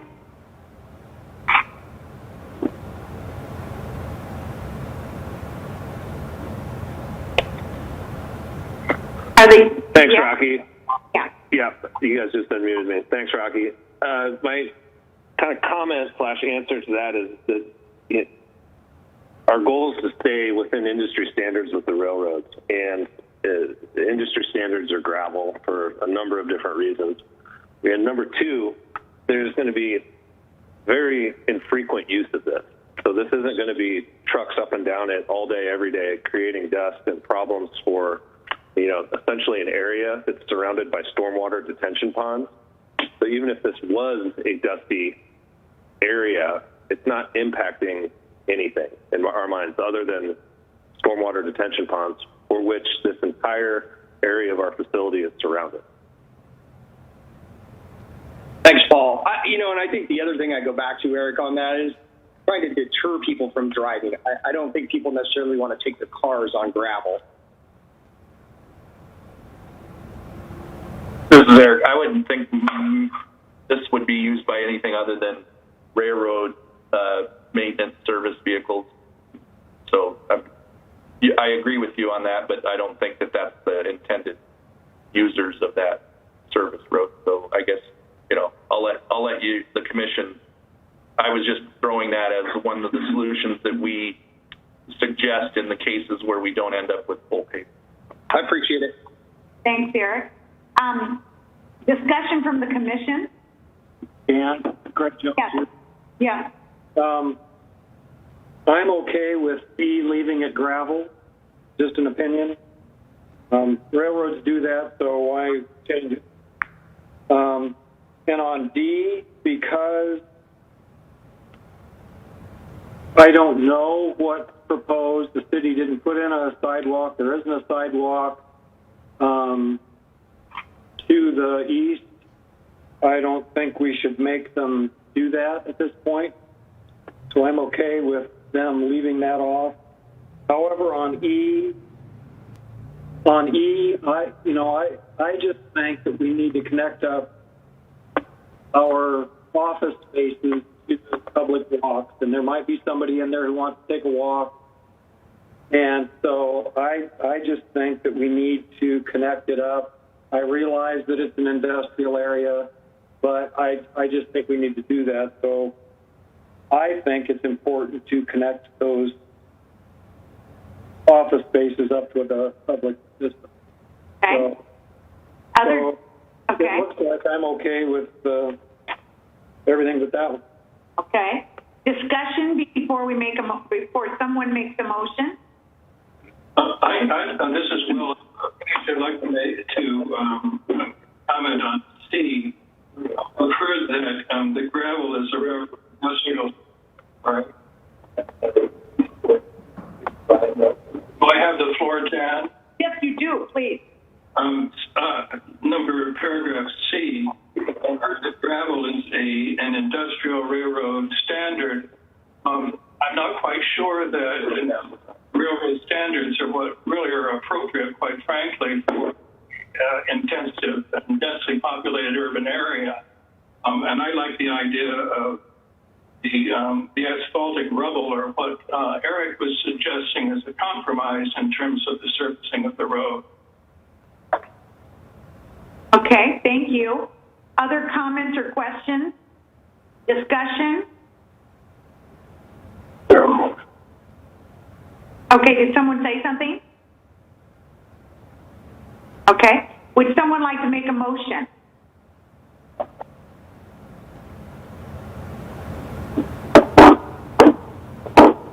This is Greg Wattier. I'll take a stab at this if I can read all my notes. Make a motion that to approve staff recommendations for items A and B, inclusive of conditions 1, 2, and 3. For item C, recommend approval of item C. I think that's the gravel one. Item D, that the applicant provides the sidewalk as was explained. I think it's between 12th and 15th, and then crossing over the street in a sidewalk and signaled solution. Item E,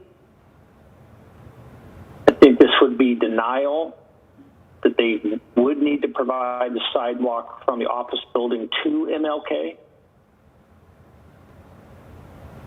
And item F, I think, is kind of a moot point because they are providing the sidewalk to the trash enclosure. And item G, they've essentially withdrawn F. Okay, thank you. And then item G, I think, is just them showing. I don't know if there's a denial or approval. It's just that they need to provide dimensions and get approval from staff and or the planning administrator. And they've agreed to that too, so that's right. You could probably consider that withdrawn. Okay. So we have a motion. As the motion stands, anyone want to add anything or change anything to that?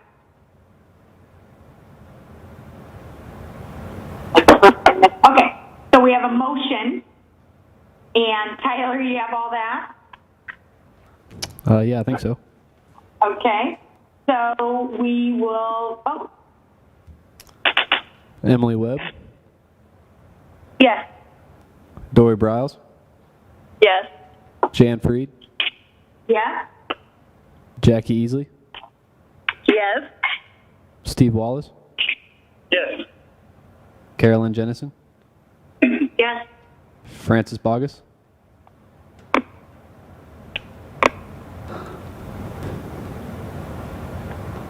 Greg Wattier, Yes. Greg Jones, Yeah. Abby Chungath, Yes. Rocky Spozzato, Yes. Will Page, Yes. and Jack Helmus. I think it was a thoughtful discussion and vote yes. Okay. And Francis, are you with us?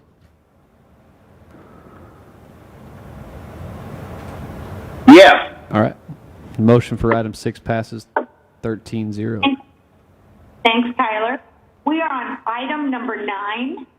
Brook Landing, represented by John Galloway, vicinity of 3300 block of East 56th Street. A, determination as to whether the requested second amendment to the Brook Landing PUD conceptual plan is in conformance with the plan DSM creating our tomorrow comprehensive plan. Part B, second amendment to the Brook Landing PUD conceptual plan to define the property at 5510 Brookview Avenue with standards for development of a worship assembly use. And Part C, PUD final development plan, Anchor Baptist Church, to allow development of a 6.71 acre property with a worship assembly use within a 16,864 square foot building. Bert? Yes, Madam Chair, members of the Commission, Bert Dross, planner for the City of Des Moines. This item is really a two-part appeal or a two-part request. They are wanting to amend the PUD conceptual plan for this property and then also have the site plan approved. So back in 2016, the Commission and the City Council rezoned the Brook Landing PUD, and it established a single-family development, but it also designated this 7.5 acre parcel B for R160 uses, including churches and schools. So the uses were really established 4 years ago. This item probably would have been moved to the consent agenda, but we did have several comment cards come back in opposition to church use on the property. So we are having the full hearing on it tonight. But I just wanted to point out that really the use was not really up for debate at this time. So this here is the existing PUD conceptual plan. And now on your screen, this is what they're proposing. Really, they're not proposing too radical of changes. They're just trying to establish the architectural character for the church. And here is what they are proposing for the church. I know the labels are probably kind of small, but it's predominantly brick and horizontal metal siding. And we have, when I get to a recommendation, you'll see that we have recommended to add a few more windows and some more brick, specifically in this area right here on the west side of the church. And I'll just mention now that the applicant does agree with the staff recommendation. So if the commission and council approve the amendment to the PUD conceptual plan, then this PUD development site plan would be the next step. And this shows how the church would be configured. Again, it's surrounded on 3 sides by streets, so it is a highly visible building, which is why in our conditions we did pay some attention to the architecture. But again, East 56th Street on the east side is a fairly main thoroughfare, and then Brookview Avenue here on the south is a street that feeds into the Brook Landing subdivision. They would be achieving stormwater management within retention basins on both the west and east sides of the property. So here are some photos. This is taken from East 54th Street, looking across the site toward where you see these cars at that busy East 56th Street. Another view looking east, and then this is looking north and northeast from the intersection of East 54th Street and Brook Landing or Brookview Avenue. Our staff recommendation, which was provided to you, we do recommend approval. Part A, we find that the proposed second amendment to the Brook Landing PUD is in conformance with Plan DSM. Part B, we have recommended approval subject to 10 modifications to the PUD conceptual plan. And most of these just deal with adding brick or adding some windows and then making those on the roof.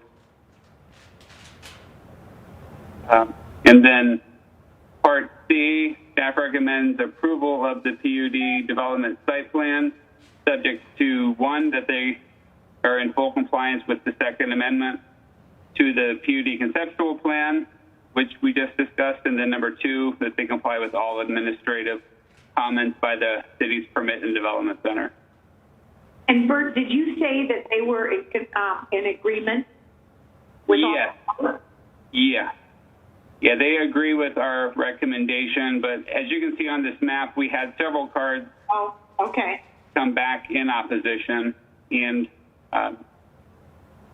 I'll leave these up here, or I'll scroll through them slowly. So if you guys have any questions, now would be a good time to ask while I flip through these comment cards. Questions from the commission? Well, Bert, this is Greg Wattier. What exactly are they amending? What are they changing? Well, the existing PUD conceptual plan established the uses, but it said that any future development on parcel B shall be subject to an amendment to the PUD conceptual plan so that site layout and building architecture can be reviewed. Got it. So really, it was just to review that building architecture. I'm clear. Thanks. Sure.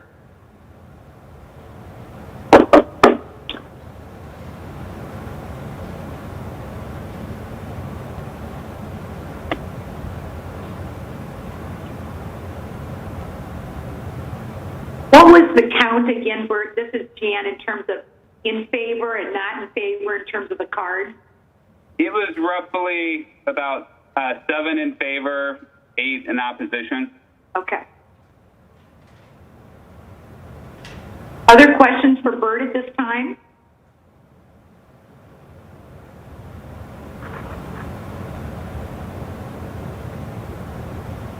I'll wait until you're done with the card. Still have about 4 more pages to go through.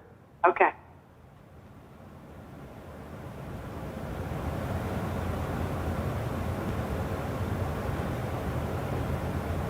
Yeah, and as you can see, most of the concerns are about establishing a church there, which, as I need to stress, that use was really established 4 years ago, so that really is not up to debate at this time.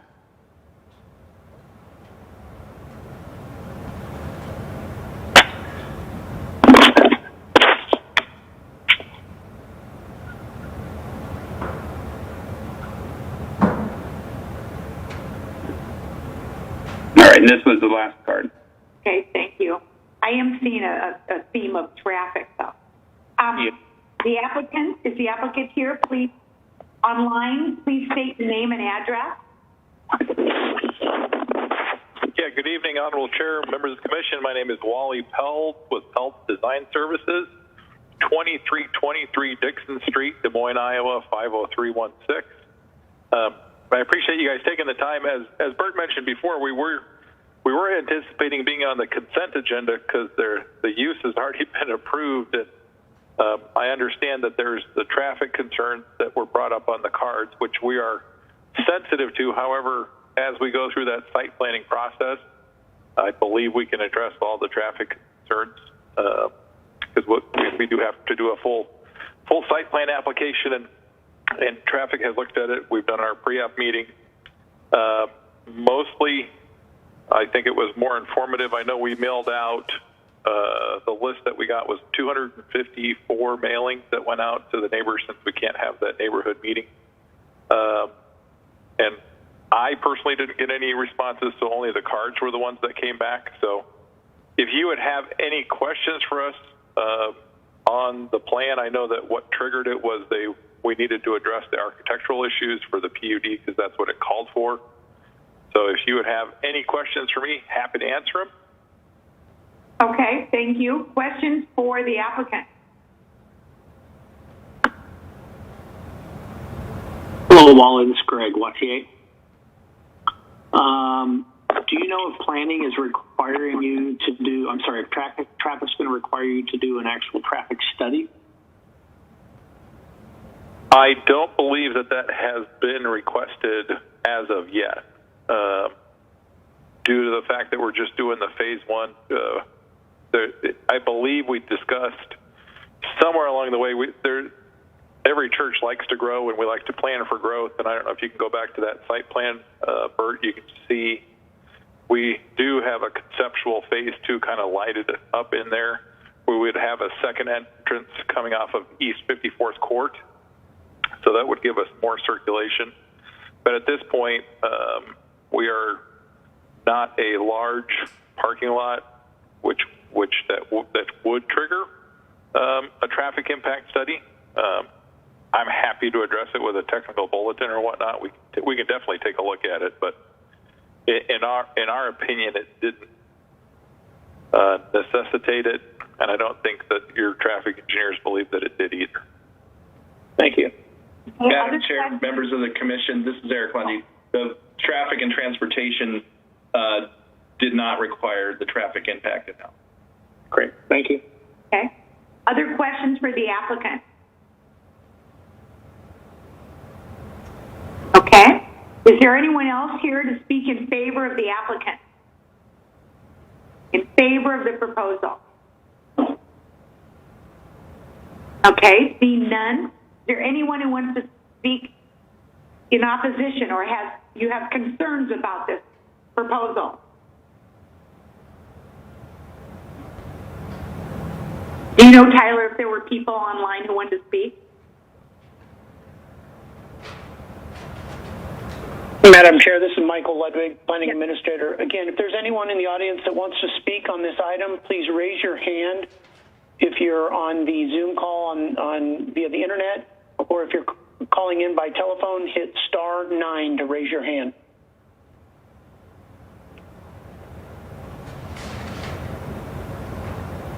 Okay, I'm not seeing anyone. Okay. Not seeing anyone. I'll close did I hear someone? Okay, I'll close the public hearing.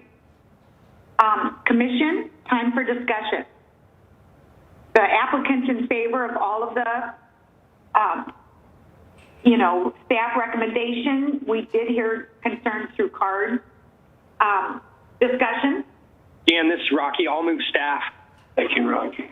Okay, Greg, did you want to say something? Your hand's up. Rocky beat me to it. Thank you. Okay, thank you. So we do have a motion. Move staff. Tyler? Jackie Easley.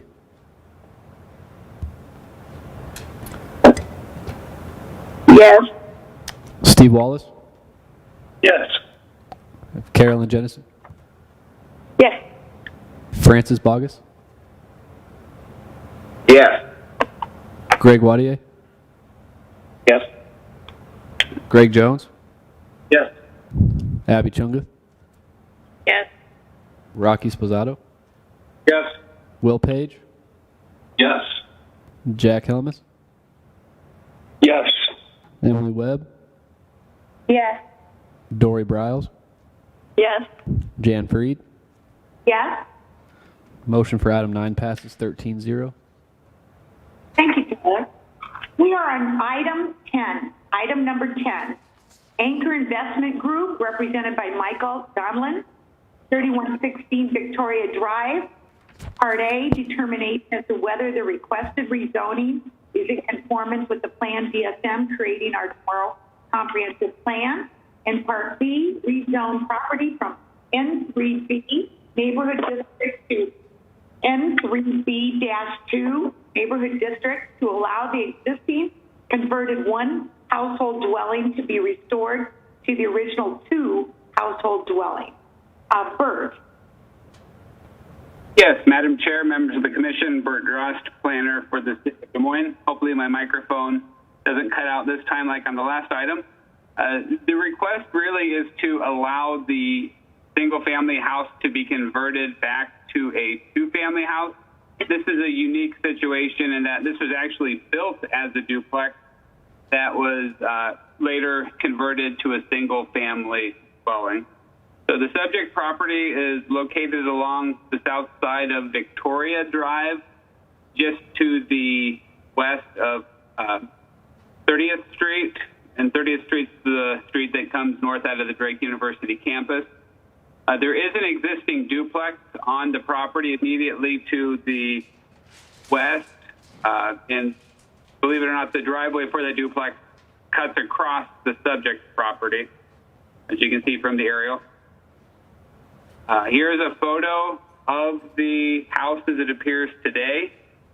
It was built as a duplex with side-by-side units, so there was a wall down the middle, and they are intending to reestablish that wall. Here's another view of the property, and then this is just looking down the driveway that winds back to the other duplex in the area. And then this sketch shows how the house would be divided back up into 2 dwelling units. And our staff recommendation, we found that the 2-family dwelling would be compatible with the low density residential designation applied to the property by Plan DSM. We did feel that it was in keeping with the density that is appropriate for the area. It's a fairly large parcel, so we felt that it could easily handle 2 dwelling units. So we have recommended approval. Part A, we find that the rezoning to add the -2 be found in conformance with Plan DSM. And then Part B, we recommend approval of the rezoning so long as any 2 household use is in conformance with the provisions applicable for either house type B or house type C. And again, the applicant does agree with our conditions. It's really only not on the consent agenda because we have some neighbors in opposition. I believe there might be 1 or 2 on this teleconference today that would want to speak in opposition. But here is the consent map. We had slightly more come back in support than in opposition, but we do have at least 3 cards that are against it.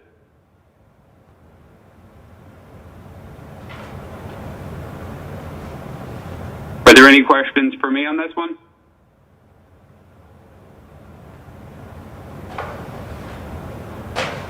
Questions for Bert?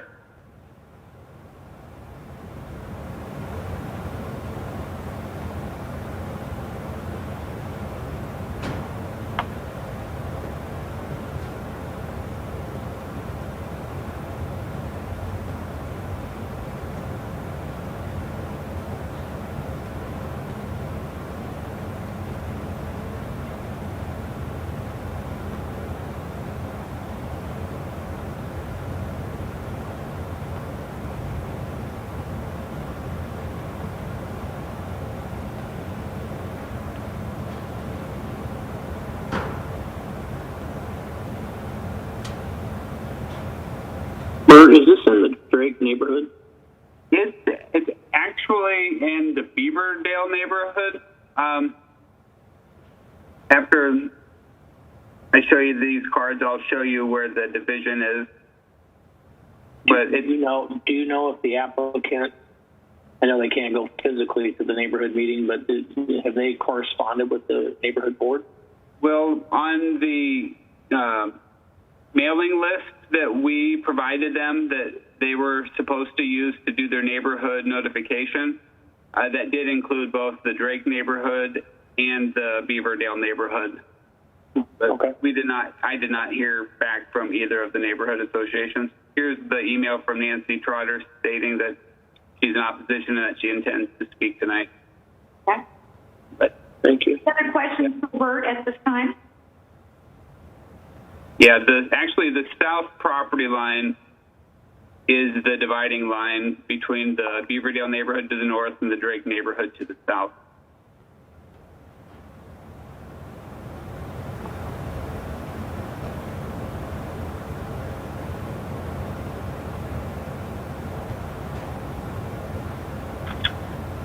Okay.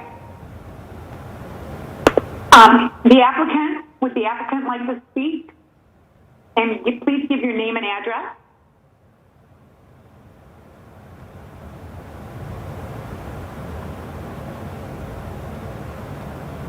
He has his hand up, needs to be unmuted. Oh. Can you guys hear me?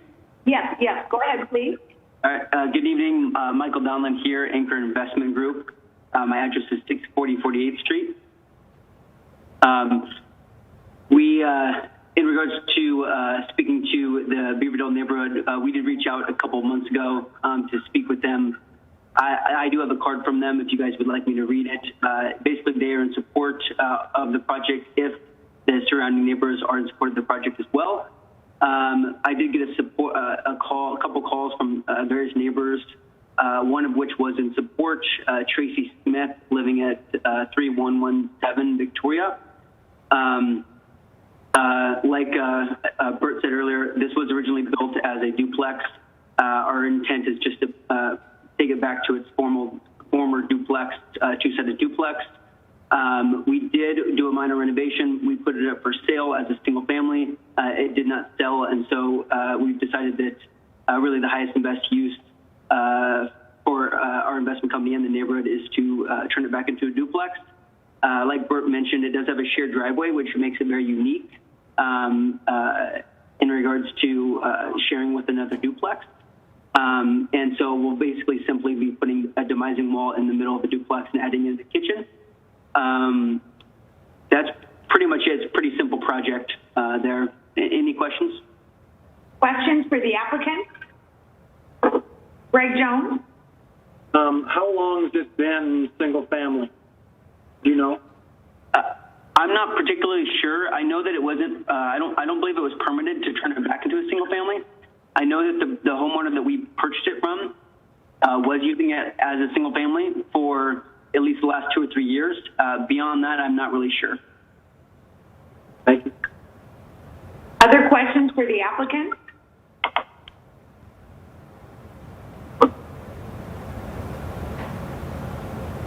Okay.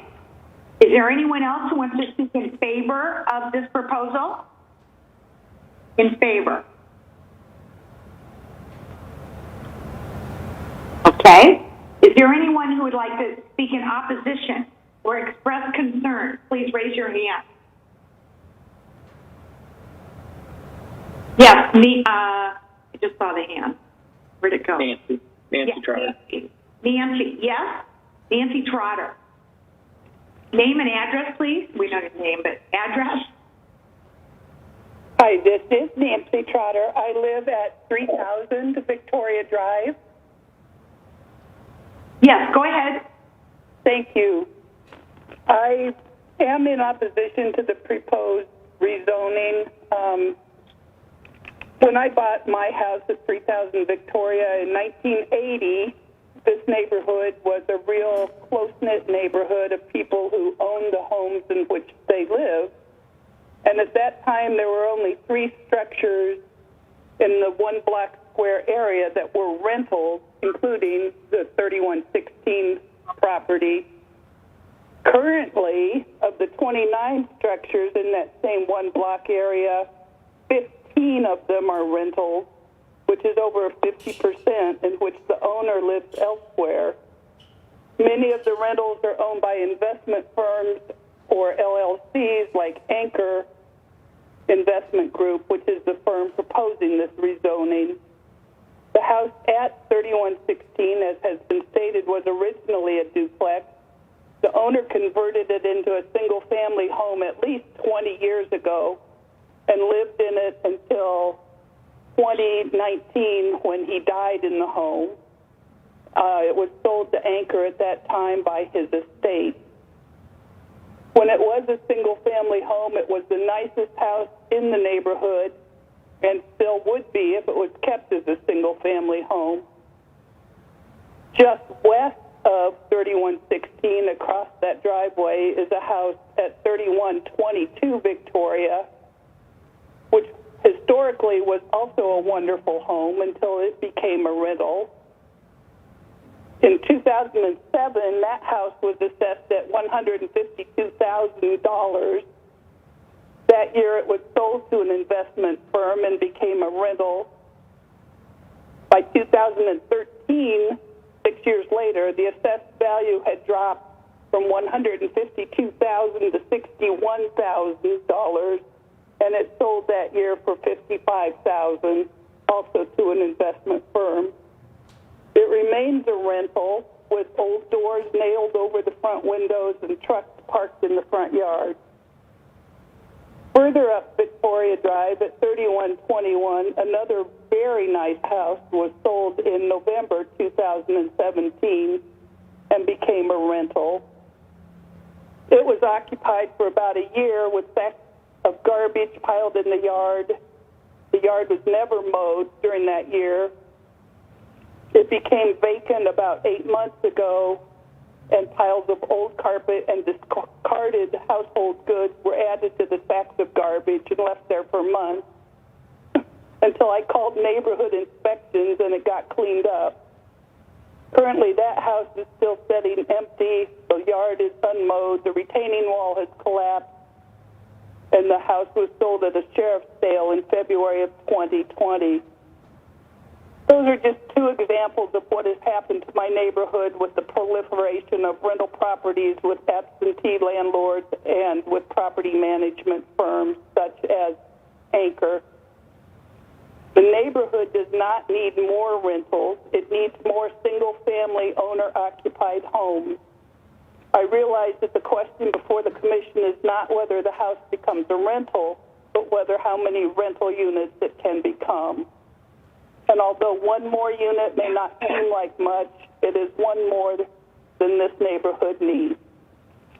Thank you for your attention and consideration. Thanks, Trotter. A question for Ms. Trotter.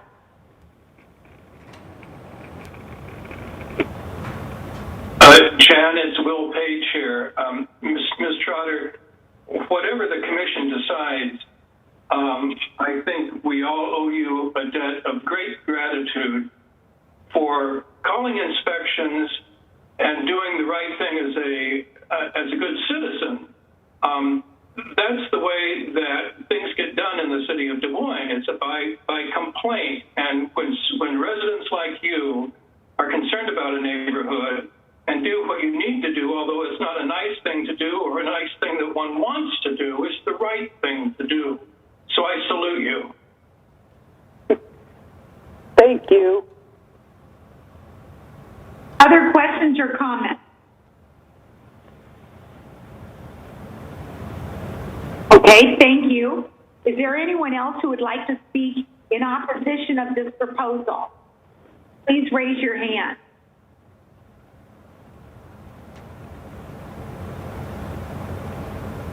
Okay, I'm not seeing anyone. Would the applicant like to speak again? Yes, please. I would just urge the board that there are some unique considerations with this particular property. It was originally built a duplex. It is somewhat of an awkward layout, just in the sense that they just removed the center wall. That is one of the reasons why this didn't sell when it was on the marketplace. Most of our investments, we do in fact sell to single-family homeowners. We do keep a minority share of our development projects and into our holding company. And so with the awkward layout and the shared driveway, we just believe that both for our company and for the neighborhood, that it's better off being a duplex than a single family. In particular, if we can't sell this property, we would have the intention of keeping it a single family rental. And we just think the higher and better use for the property is to turn it into a duplex in this situation. That's all I have. Okay, thank you. Questions for the applicant? Hello, Michael. This is Greg.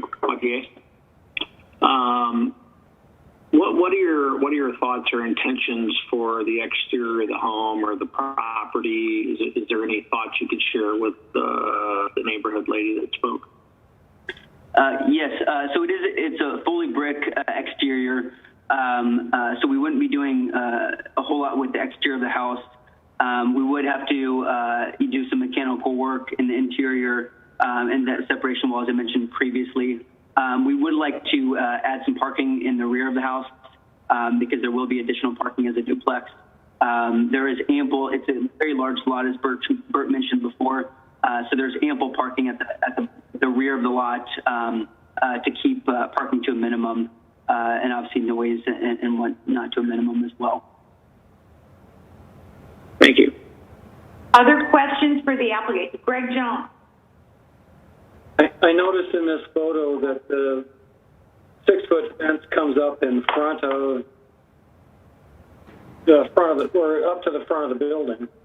And I think on the plan you show that original entrance was on that east side, I believe it is, or whatever. So is it your intention to remove that 6-foot fence so you can actually see where the front door is for Unit 2? Well, we would actually be keeping that fence. It does have a gate on it. Actually, we have a tenant that would like to move in, and they would actually like to do raised garden beds there. And so they would actually prefer that we keep the fence so that they don't have, rabbits and raccoons digging through their garden. We don't really have a preference either way, but it was existing, so we didn't really have any intention to remove it.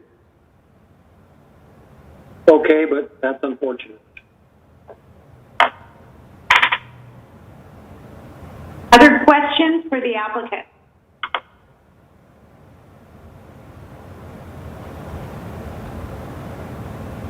Okay, not seeing any. Because Greg, you're done, right? Your hand's still up. Okay, not seeing any. I'll close the public hearing. And now time for discussion from the commission.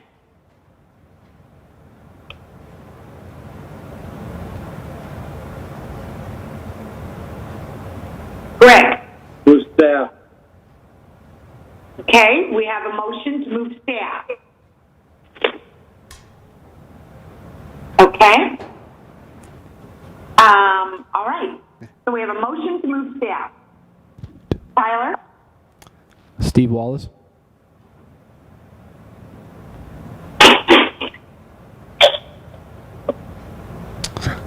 Carolyn Jennison. Yes. Francis Bogus. No. Greg Wadier. Yes. Greg Jones. Yes. Abby Chungith. Abstain. Rocky Sposato. Yes. Will Page. No. Emily Webb. Yes. Dory Browse. Yes. Jan Freed. Yes. Jackie Easley. Yes. Steve Wallace. No. So motion for item 10 passes 9-3-1. Okay, thanks, Tyler. Excuse me, that was 8-3-1. Okay.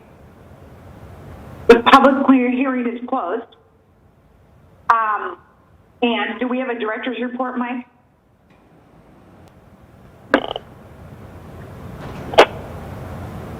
Madam Chair, Michael Ludwig, Planning Administrator. Just to give you a heads up, the governor did extend the,